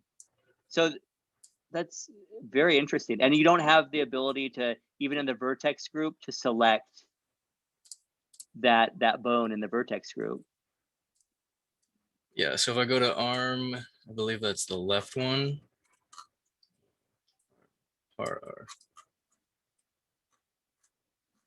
Huh, I don't think I actually named it, but it's one of these, I'm assuming. Yeah. Arm two. Arm two would give me the other side, and it's not showing anything. It only shows like this little bit. And I tried, I've like gone back and forth with like closing it to like delete everything that I've changed, and then going back in and doing something entirely different to test it. So I've done this and I've changed this, and it didn't do anything. But the weird thing. Yeah, go ahead. The weird thing is that I'm not having any of those issues with like the jacket. It's like the pants are the worst. And if I, where's the shirt? Yeah. And the shirt, but the leather jacket's not giving me any of those problems. So I might have to look at this. That it's so weird. So what's your resting pose? Like, what was your, did you have, were the arms pretty, so I guess the arms were pretty close to the torso in the original pose. Yeah. Here's an interesting thing. So I think I could get into this and deal with it. What if we took another strategy? Like, you've already done animating on this, huh? Have you done your walk cycle already? You've already done the walk cycle. Yeah. Oh, it looks like it's working pretty well there, but now. But the arms aren't moving specifically. Oh, the arms aren't moving. Of course. Yeah. Of course. And then there's this. Good point. And okay, and then to edit, to edit that in the midst of the, I mean, one problem is editing it in the midst of this animation is awful. In the middle of it, I might just say that, like, for our assignment, just like we won't even bother with the arms, and like I don't want to kill your brain, kind of like get you into this messiness. But I think that maybe the easiest. Well, I wonder what that'll be like, because I was thinking that maybe we like, you can't really move the model without really distorting the mesh. I was thinking of like deparenting, moving like the arms out to the sides and then reparenting, so that it doesn't automatically assign those neighboring vertices to it. Like, that would be one way, but that might like distort the shoulder joint of both model and coat in strange ways. But that might be the way that's the quickest. But then, yeah, let me look at this too. Let me look at the weight painting. I've seen that before, but I don't know off the top of my head how to solve this. I'm not sure exactly what it is that's causing it, because if you look like on the leg here, it still has like the texture and like the weight of the pants underneath where it's stretching out here. Really? So it's not like it's actually taking it away. If I don't, it feels like there's like two of them there, but there's not. Oh, one thing I've had happen in the past is sometimes when you parent and then clear parent and parent again, sometimes like it saves all these additional vertex groups associated with the object, and sometimes that all those vertex groups begin to compete somehow, and so I go in and I clear out all the vertex groups. The problem is you can't really clear the parenting, right? Like, because it's right in the middle. You can't clear the parenting in order to fix this. So if I could clear the parenting, I could clear the parenting, clear all the vertex, like delete all the vertex groups and reparent, and perhaps automatically fix the problem. So I'm sure there's a way to fix this mid animation process, but I mean, I have a different file, like just the rig, but yeah. And I think ultimately, like, I don't know if it's worth your time trying to fix this when you're stuck in a position where you can't deparent or when you can't clear the parenting. Is your newest file the Pierce Walkcycle that was uploaded 4 hours ago? Is that the one I want to open? Oh yeah, here it is. That's the one that I'm on right now. Yeah. Okay. I wish there were a way that I could like select like the arms in this vertex group for the pants and like delete them, but I haven't been able to find a way to do that because they're all connected. I'm assuming. Selecting the arms for the vertex group and delete the vertex group arms.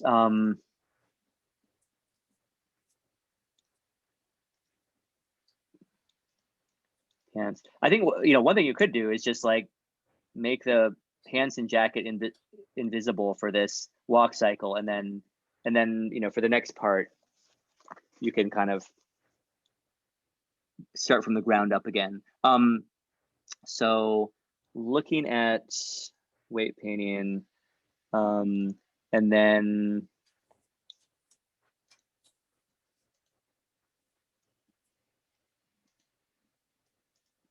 should I stop screen sharing?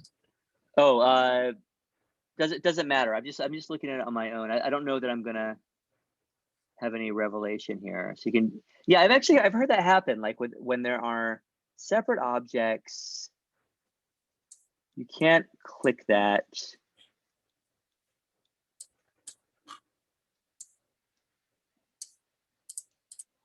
So there's two. That's a one.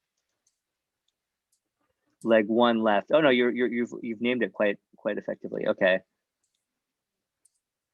That's all associated properly, but then when you walk it across, so at the point at which you start moving the arms, it starts pulling. Quite honestly, it's even when I move the leg too much. It's like the entire back of the pants is like, yeah. Oh, in the front. That's this. I think to actually resolve the issue as it stands, it would be something where I'd have to do some research, but I wouldn't want to. I don't think I would want to even do any weight painting while I'm in the middle of animating it. I think that creates all this potential for like hairiness and craziness. I can't even like rotate. This model has too much complexity for me to do this while I'm in Zoom, apparently. Okay, there we go.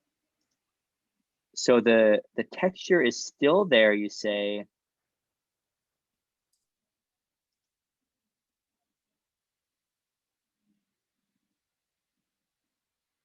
I can't see the textures because I don't have the texture files, unfortunately. oh, I forgot. I have to upload those in a file. It's not a big deal, but it's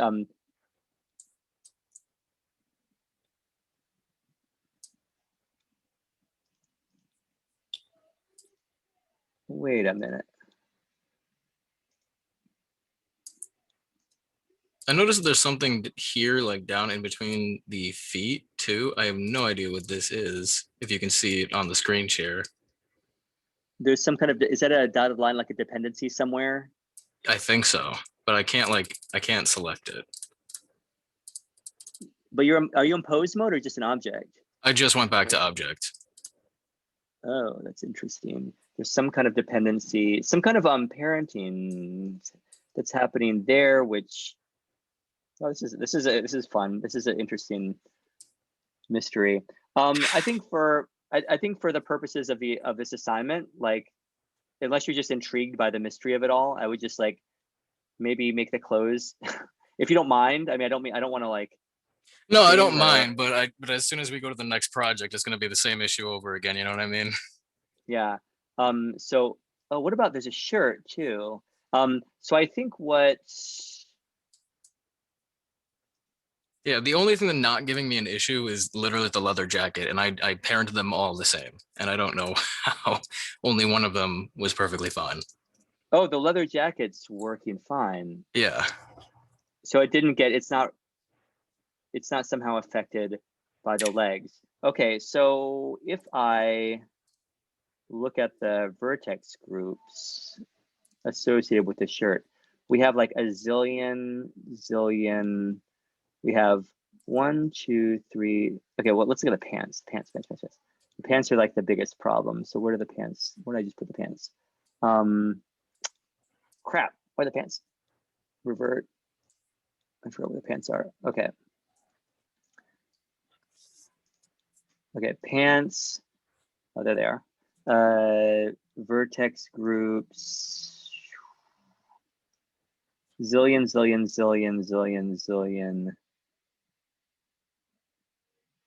Oh, okay. So the only vertex groups that the pants should have are LLL. Right. I think.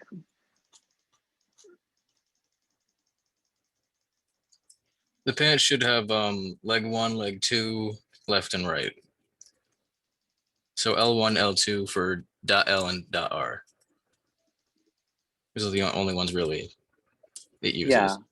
And you have already tried. You've already tried to do this, right? You've already tried to delete vertex groups. Yeah, I don't think that it's even possible to, because if I go here and I right click, I can select, deselect, hide, unhide, but it doesn't do anything, and I can't delete them. Oh, I can do it in the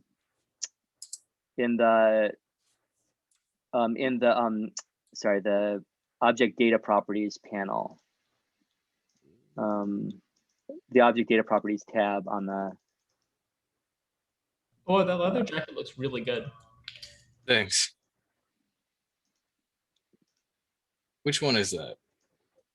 The one that looks like a green triangle connected by. It's a third from the bottom tab on the properties panel. Let me see if this does something of that trick. Maybe it will do it. I don't know. Let's see. Who knows what it'll do. Something just went a little. It kind of just moved on the. I might have deleted one too many vertex groups. It kind of transformed on the body. Ugh. Unanticipated consequences. One leg is influencing the other leg. There's too much chaos ensuing. Oh, and there's some like, what is over there? There's some kind of weird dependency. Woo, boo, boo, boo, boo. What is going on? I think I might have gotten it. Oh, good. On my end. Great. Sounds good to me. Then I don't have to try to untangle this knot. I'm gonna try to. I just want to see if you can get this on your end. That it's amazing. I'm gonna try to just go back to the beginning and see what happens. See if I can actually get this to reparent in a way that doesn't have this strange issue. And it is a problem. The arms, to actually change the model so that the parenting is a little bit, I feel like it should be able to handle that distance. Like it shouldn't be grabbing the legs in that way, or it shouldn't be grabbing the pants. It's not grabbing like the vertices of the leg by the look of it. So I don't. Yeah. So what you did before by going to the object data properties and then like taking away the ones that weren't it, that is exactly how it fixed it on my end. Oh, So I think I okay, just have to great. go through with the shirt and do the same thing. Because if you look now at the screen share, it's not doing with the pans anymore. Oh, wonderful. That's so cool. Okay. Yay. Awesome. Thank you.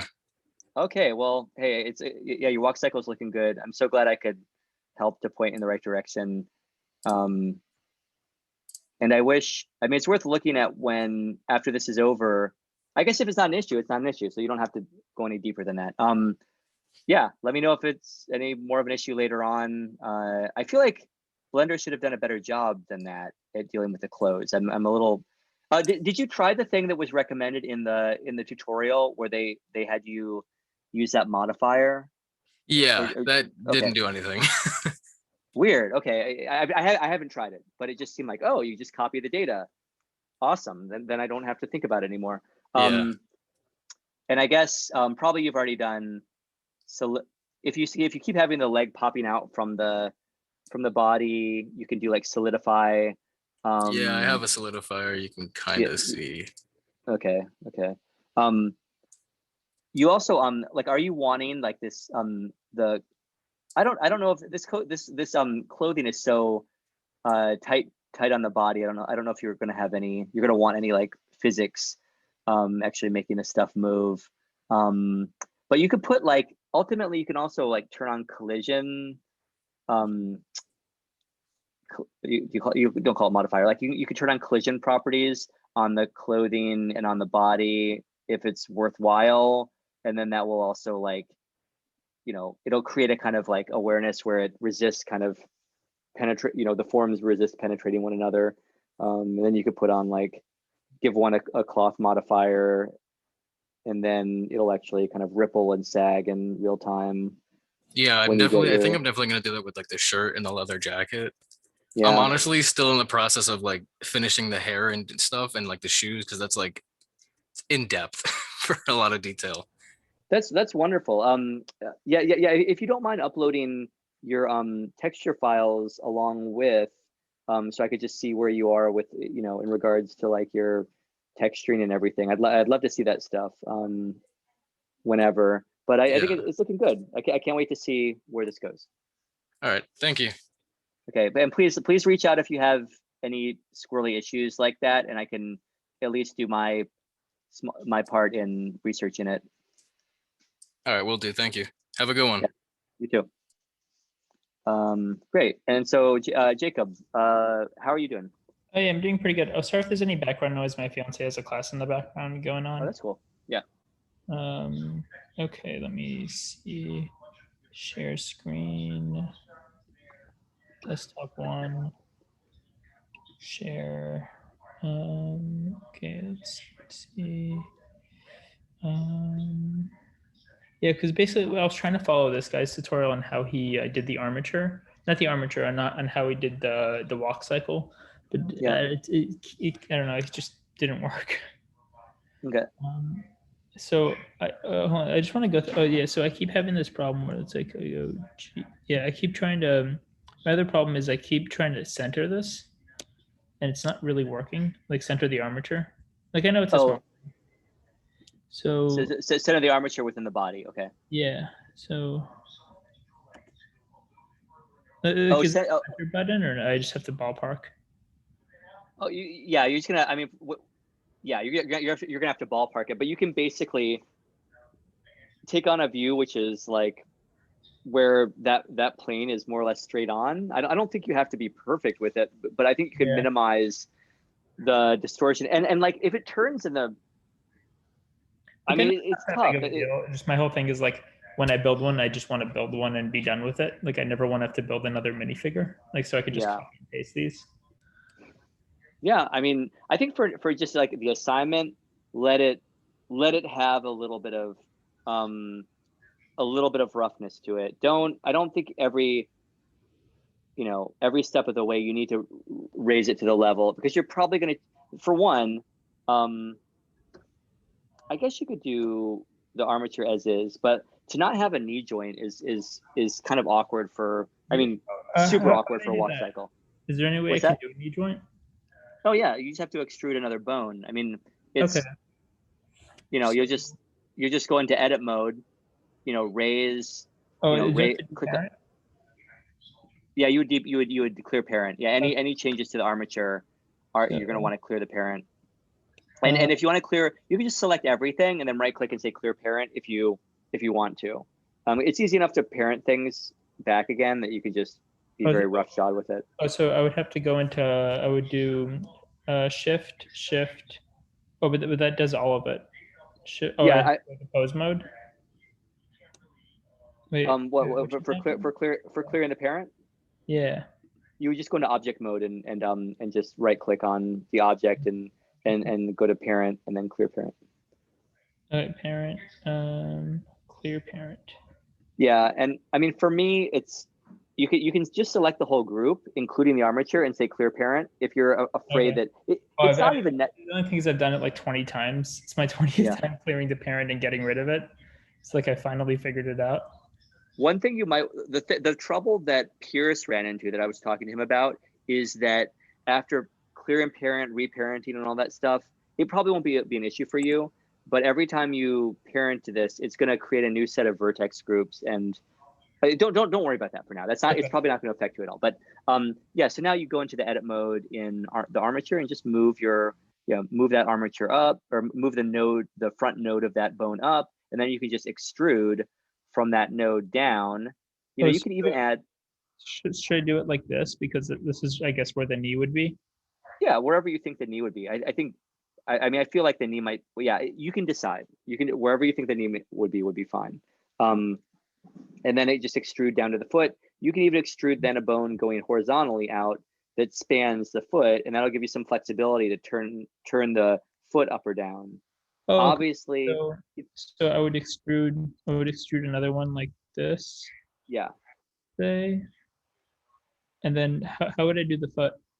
Well, then you go to the bottom node that you just extruded, and then just extrude again. Okay, so I would extrude down and then extrude. No, just extrude straight out, like horizontally. So when you're doing this, you want to make sure that oh, I don't know what you're. Yeah, that's good, I think.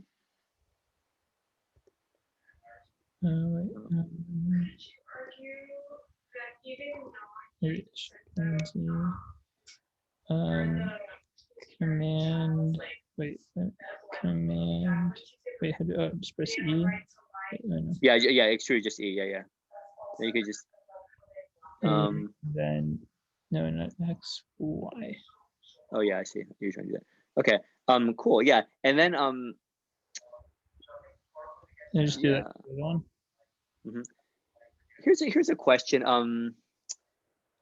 Yeah, and it might actually, like, depending on how much geometry you have there, you might have too few vertices for it to actually bend at the knee. I guess that's a question. What? Would I be able to shift E and duplicate what's on this leg to this? Sure, you could do it. Okay. Delete bones.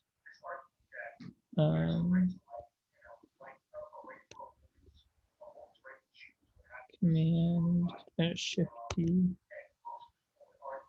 Yeah, and you just want to kind of. Shift E. Right. Yeah. And you might want to undo that and then go into front view when you do it, because as such, it's going to be kind of moving it in the depth perspective as well. Okay, front, shift EX. Yeah, perfect. Is it curved a bit or not? Oh, it's a little. That's okay. I mean, for me, it's like, it's okay.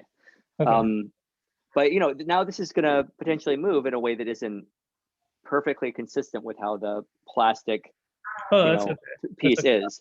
Like But it'll give you I'm trying. more ability. No, I'll go into a different room. Sorry about the noise. That's okay.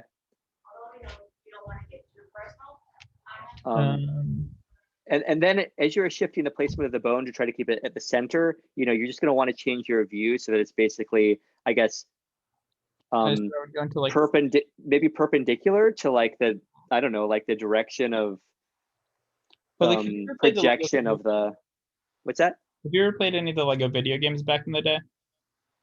I never really played the Lego video games. I got to admit, for some reason. So like in the video games, they move a bit differently. Like that's the same reason I got rid of the studs, because I did it with the studs at first, and then I basically just filled in the blanks, because in the video games they don't have the studs on the back. I'm trying to make it. Yeah, I'm trying to make it more like how it looks in the video games. Yeah, I guess I don't have a sense of how they move in the video game. There's probably more fluidity to the motions than just like. Well, don't even do it. But just I'll look at it later. Yeah.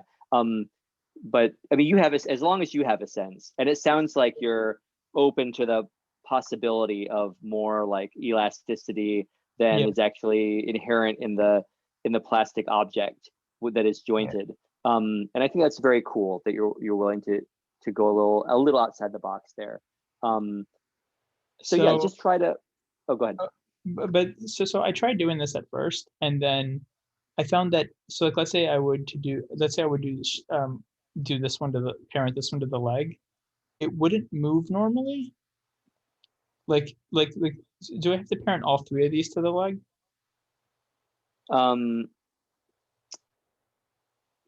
You would be parenting the leg to the armature. Oh yeah, I guess it's a question. Parenting. Yeah. I mean, I think maybe if you wanted to.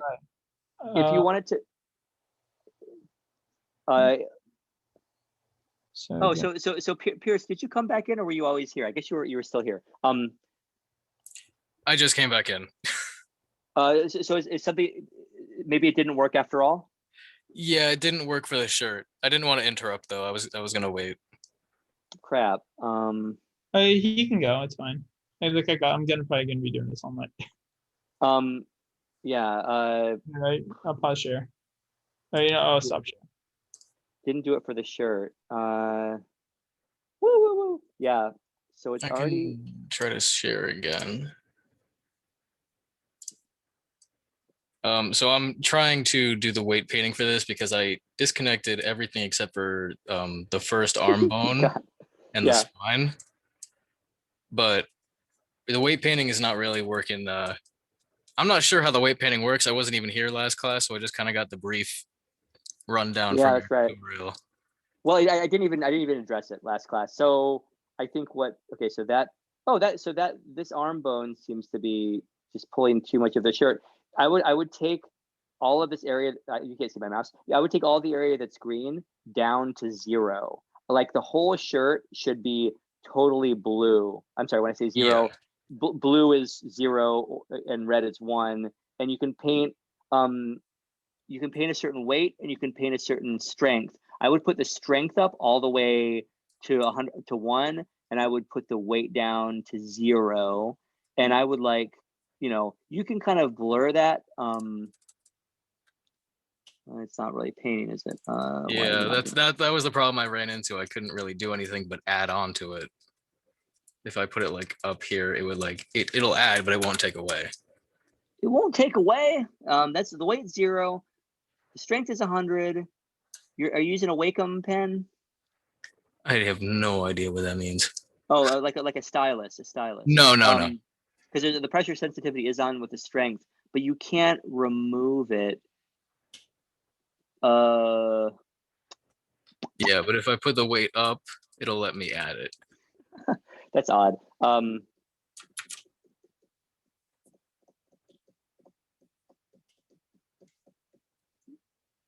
Why is it not letting you decrease the weight? That's bizarre. There's an add. The blend mode is add. And then if I do this, it'll take it away in huge chunks, and yeah. What on earth? Okay. It should subtract it. I don't mind looking at, like, if you want to give me the newest version of the, well, yeah, why don't you give me the newest version of the file and I'll take a look at it. I don't know. I'll look at it after. Okay. I'll look at it on my own. I don't know why you can't paint that out. It seems to be a weight painting issue now because you've minimized. So the process you went through, it worked to some extent. For the pants completely, yeah. For the And the pants. shirt disconnected from this bone. So Mhm. this part went back, but this is connected to this still, and I just can't disconnect it in weight, Yeah, and weight painting or anything else. the only issue is that it just needs to not have any weightedness associated down here in the midsection of the shirt associated with the shoulder bone. That's it. Yeah. Like and that is the only problem. And so you have to be able to paint that out. And I don't know, I'll have to look at it to have a sense why. Yeah, if I try to disconnect the arm, it'll just kind of like totally F No up. thanks. So, Yeah, no thanks. Yeah, don't do that. Okay, so we'll just look at it might be something where it's like looking up a just like Googling that question, blender weight painting not affecting, but that could be like hours long search. There'll be some answer to this question in the Blender Stack Exchange but I'll try it out. And I think for the time being, turn off the shirt, give her like a really body Walkcycle where she is I mean, the jacket is, she's got the jacket. There's an episode of Seinfeld, right, where they're wearing like just a bra, and it's like, it's, there's some claim that this is an outerwear. So the jacket is okay. So the jacket's working right. Maybe just the shirt is gone for the Walkcycle. okay. And we could look at that, but just animate the thing without the shirt for the time being, and then we'll figure it out. I mean, don't achieve perfection. Just get an interesting Walkcycle done, and then we'll figure it out later. All right. Sorry to interrupt. Thank you.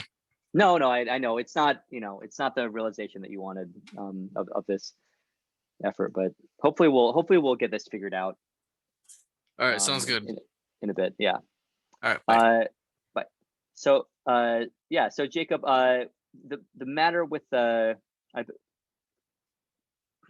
better go pretty soon. I'm afraid, but the matter with the leg is probably, oh cool.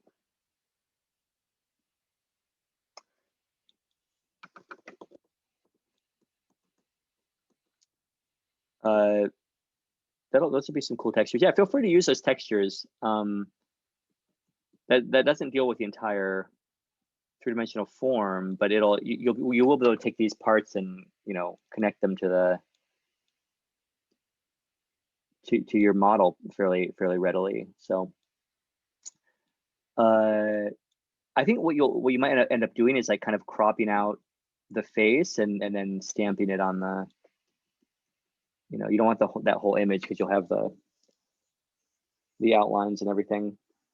So in the end, so when you parent the legs to the armature, they're not bending in the right way.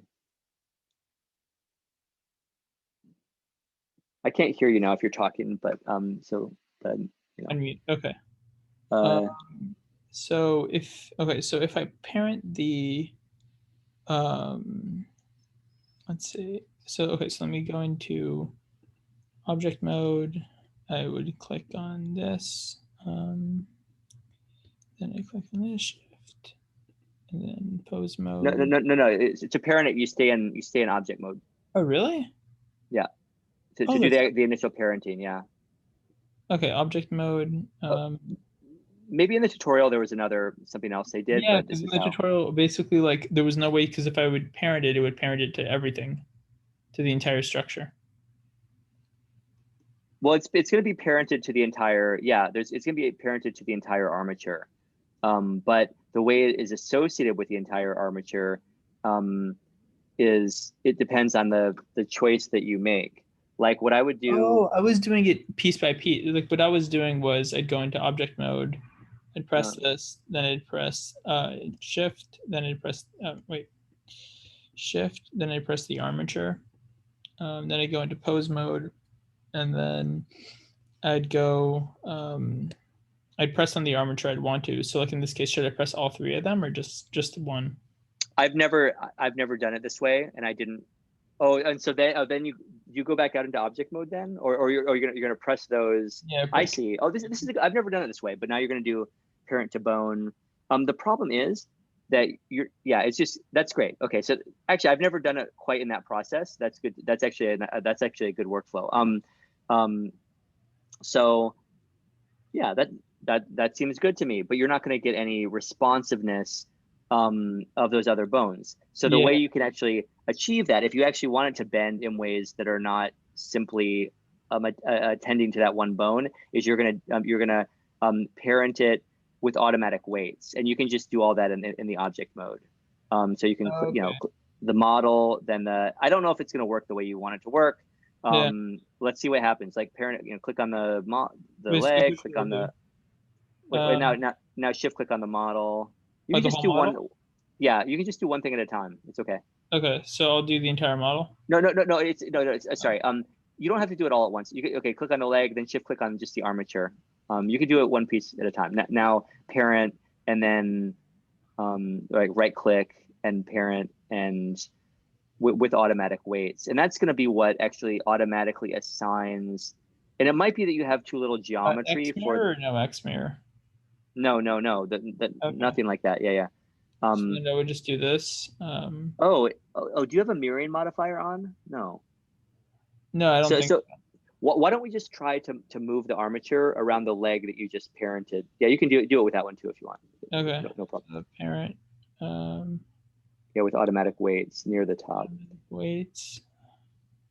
Just do those and see how it moves. Like we don't know. I don't know if it's going to move in a way that is predictable, because I just don't know how much geometry you have. Parent with automatic weights. Okay, so we'll do this one. Wait. Parent with automatic weights. Well. Okay. So again, I don't know if you want to go this route. Let's hold off on. I mean, you can do this, but I don't know if you're going to want to do this for everything yet. Let's just see how the leg moves first before. Yeah, sure. Yeah. Wait, I'd have to go into here. Mode. Pose mode. You might not have enough geometry to move this in a way that. Well, yeah. There's not enough geometry that it really behaves in a worthwhile way. So it's like, in order for this to actually bend and be flexible in a way that feels actually like a real body deforming, you're going to have to add more geometry, which might in the end create unappealing results in the way that can kind of soften the structure of the Lego man. You might be able to do it in a way that's I don't know, maybe you just want to keep it simpler, doing in the way that you did it before with your legs and your different appendages parented to a single bone. But is there any way to do it like that? Because I really want to do it like that. Do it to a single bone, or do it with more flexibility? Like I want to do it with more flexibility, but like what I want is like for when I do this, like part of it. Oh, you can't see my fingers, but like this part, where the foot is, that part moves up. So yeah, this person moves up. Yeah, so I think what you would want to do is, so you're going to need more vertices, and so let me just share. Sure. And I'll show you what. Did you upload your? Oh yeah, I can do that right now. Yeah, upload your version with the. Blackboard. Okay.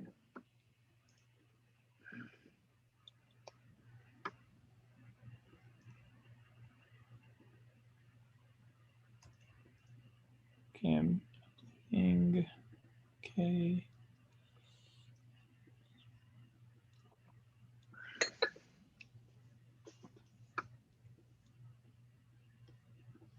Okay, so submissions, Jacob Lebensberger. Okay, I'm gonna file, and then I just do file save as. Sure, yes. And then you can upload it to the OneDrive. I could probably show you how to do it without the newest file because I have your. Yeah. Oh, here, I'm uploading it right now. File. Okay.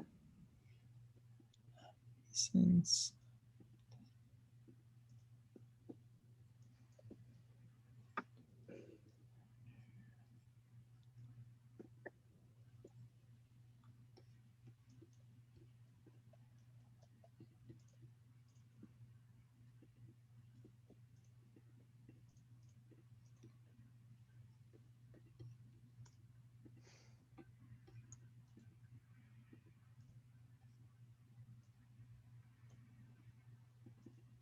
Actually, this works pretty well.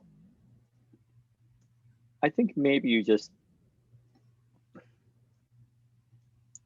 Hey, that'll work better. I think that might be the way to handle. I don't think you have to. Okay, let me just show you from here. This is actually this is just. Well, since you are uploaded it, let me see if I can download that recent one, and then I'll have the Is it up armature there. I Mm, don't think so.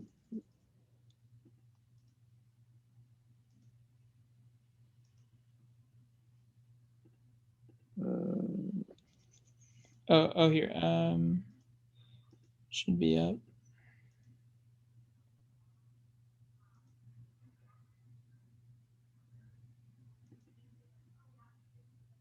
Yeah, there we go. Okay. Yeah, I think it's up. Okay, so let me just, so I think all you have to do is just subdivide. That's probably going to be the best way to preserve the integrity of the whole piece. What's up with the weird stuff that's happening to the ground plane there? Oh, that happened. That happened the other day. And then the other week, when I was like when I was trying to redo everything. Weird. I haven't seen that happen before. It doesn't. You can always just append this model to another file, and that should fix it. I guess so. I have no idea what's causing it. But here's what I might do. I'll just do this on the example of the leg. It looks like this is built in a good, efficient, or I don't know, a good enough way that you can just go in, select all the geometry in this individual piece, subdivide, and just subdivide, it that much, or you could even go more. So do that. There is a problem here with these. Oh, these well, are holes. No, wait, are these holes? Oh, no, they're supposed to be holes. I ended up filling them in at the end. Oh, that's what you're talking about. Yeah. I don't know what's going to happen there, but I guess we'll have to see. For things that won't subdivide. Oh, is there any way to fill with a mesh, maybe? What's that? Is there any way to fill with a mesh? Yeah, you can certainly fill. I mean, you could do a fill and everything, but since the subdivisions aren't happening automatically, it might just make things bend wonky. But I have more geometry there, and that's what's important. Oh, so I should subdivide, and then how many cuts? Like 20? Yeah, as much as you want. I did 10, which is 20 would be even better. And so now if I parent this, oh, it's not working. You want to make sure to select all in edit mode, select all, and then subdivide. Oh, okay. I have to select. Yeah. Okay. Let me just see how this works now. So should work better. I don't know if it's going to be perfect. Is there anything about it said quad corner type invert? Should I change that or?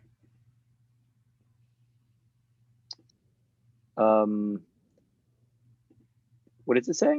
It's just when I do subdivide, it says quad corner type.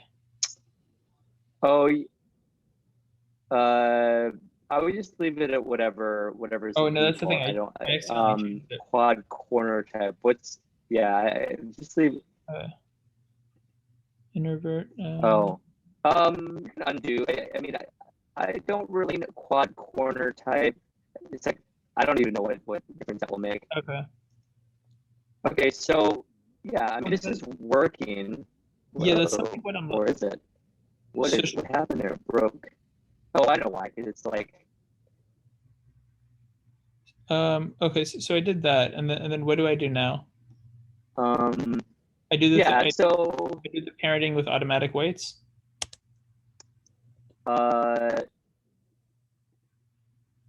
Yeah, yeah. You know, it's not. I don't know. It's gonna behave in ways that, you know, are maybe not expected. I guess I'm trying to bend this, and Oh, that's so weird. I don't know. If you wanted to retain the kind of I can't really. Oh, that's so weird. For some reason, when I subdivided, it made yeah, you see it, right? It made that really blocky.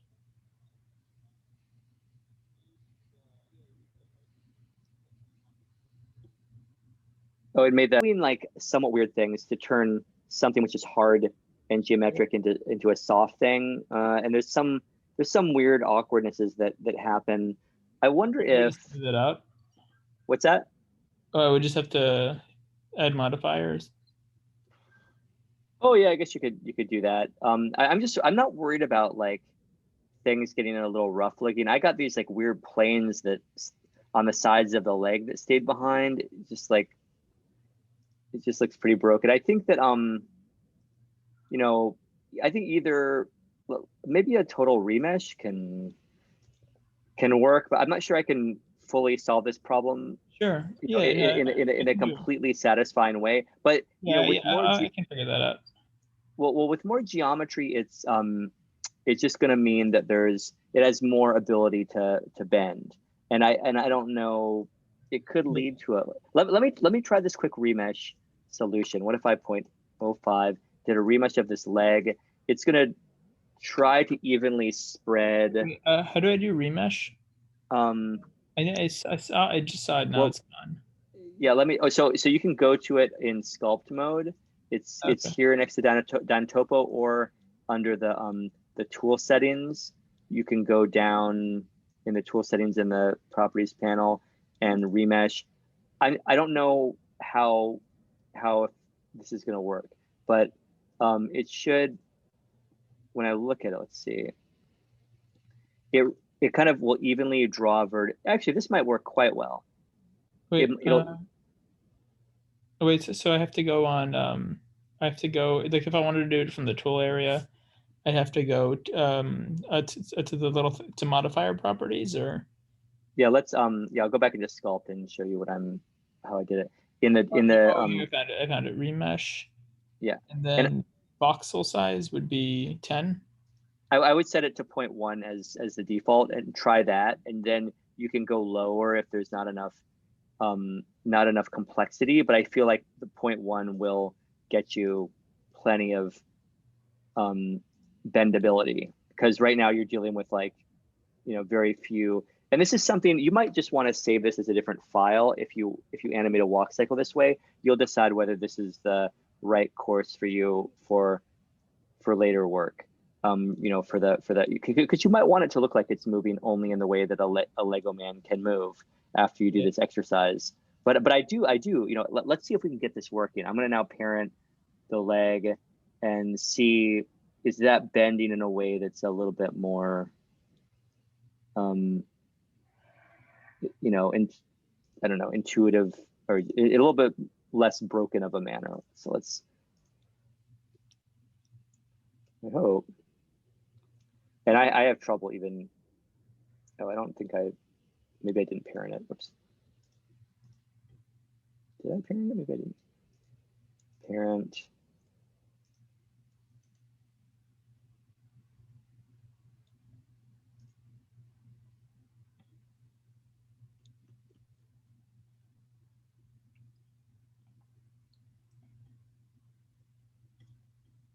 Something went wrong. Bone weighting seems to have. So let's assume this is going to work. I don't know. Maybe it won't.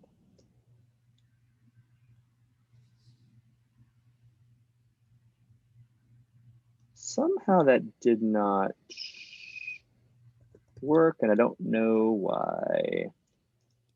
but I think this is ultimately, if you want that flexibility, this is ultimately what you're going to have to do. I might have to look into it and see why on earth it didn't work. And I might have to get back to you because I think I need to get off the machine tonight. Okay, that's fine. I can try and figure out a way to do it. I'm sure there's like people, because there was like that one guy who did it. But this is the workflow. I think I need to go in here. I'm going to try to erase all these Sure. vertex groups here. And then I don't know what I'm quite confused about what the error was actually. That doesn't seem like there should be an error because I have an object. I'm going to parent it to the armature. With automatic weights, shouldn't be so complicated. Didn't give me an error that time. So, no, it did. Don't know why. I don't think it's gonna work. That's okay. I can. Yeah, I'll look back into it. But I'm super confused about why it isn't. So, but I'll look into it later tonight or tomorrow. Okay. And see. But you can do the walk cycle as as you had it before with like the relatively stiff movement. But and that's my other question. Like this should only be like a couple minutes, but I'm just wondering how exactly do I so I would basically just have the guy have the I would do the same kind of thing as before. Where was that again? What you mean the animating part? Yeah. Okay, so I'll just refer you to the tutorial that's on the class blog. Yeah, so you can refer to that under homework 8 Walkcycle.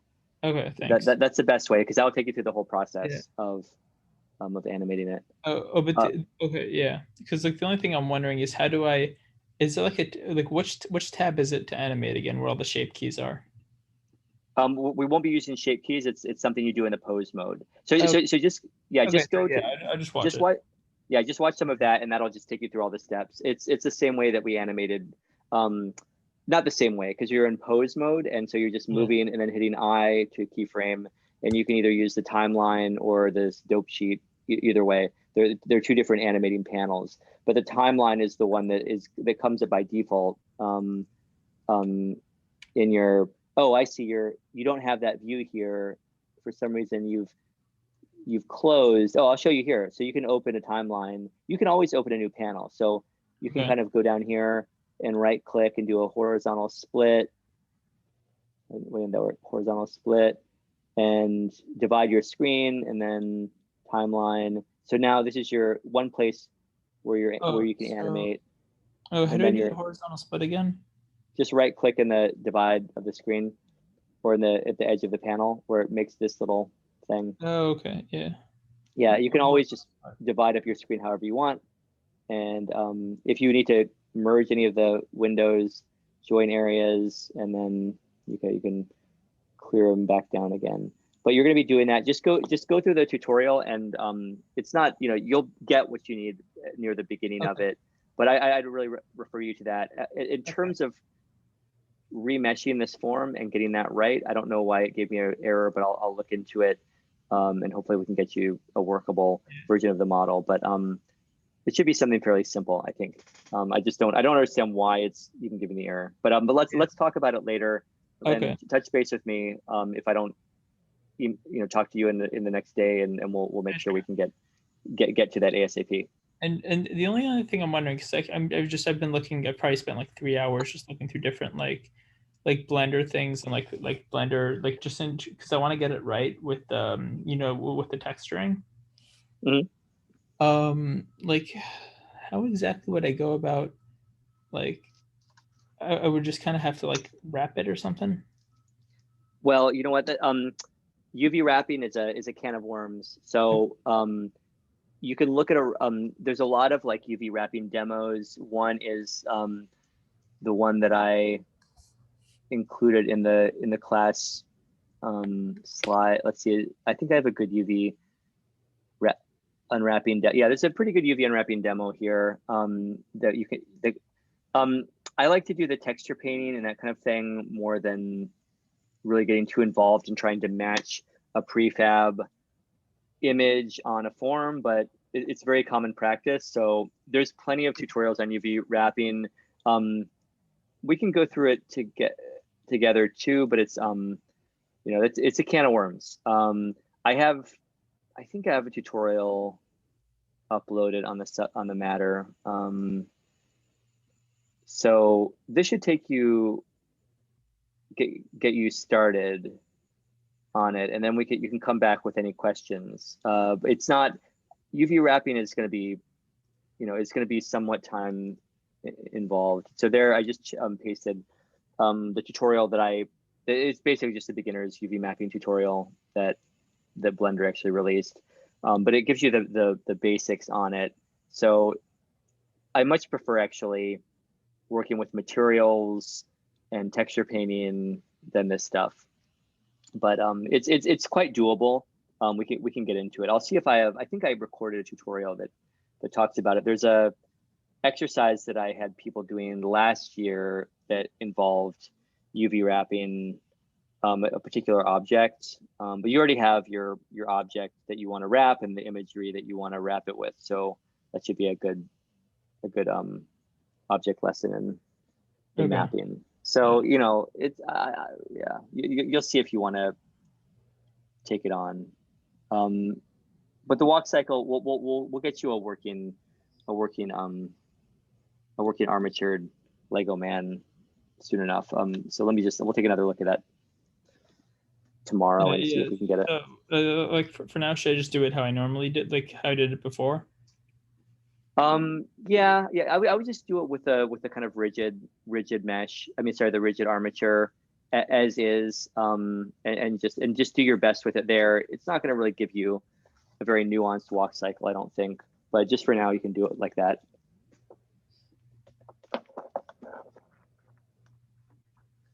Or if you want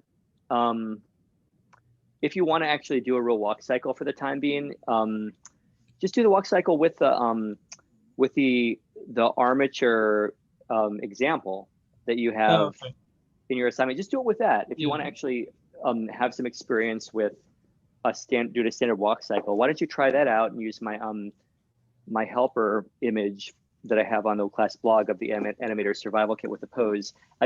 This is something that we kind of delve into pretty deeply in 2D animation, and I kind of like come into this assuming that people have that class as a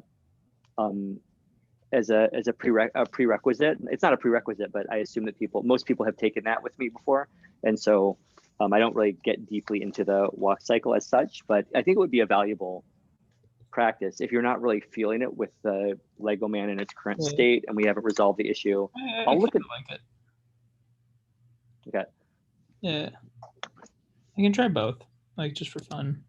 Yeah, I think it's worth it's worth doing, and the Lego man issue should resolve itself fairly quickly. I just need to sign out for the night. Okay, yeah, it's fine. I'm keeping people up, I think, at this point in the household. So have a nice day. Have a nice yeah, great working with you. Thanks for all your like work ethic and curiosity all the way through. And then I still haven't figured out how to do the Iron Man helmet. That's like my one. I can try that on a later time. Yeah. Maybe that's another day. Yeah. Okay. Well, I take care. Have a great night. My best to everybody, and talk soon. Thanks.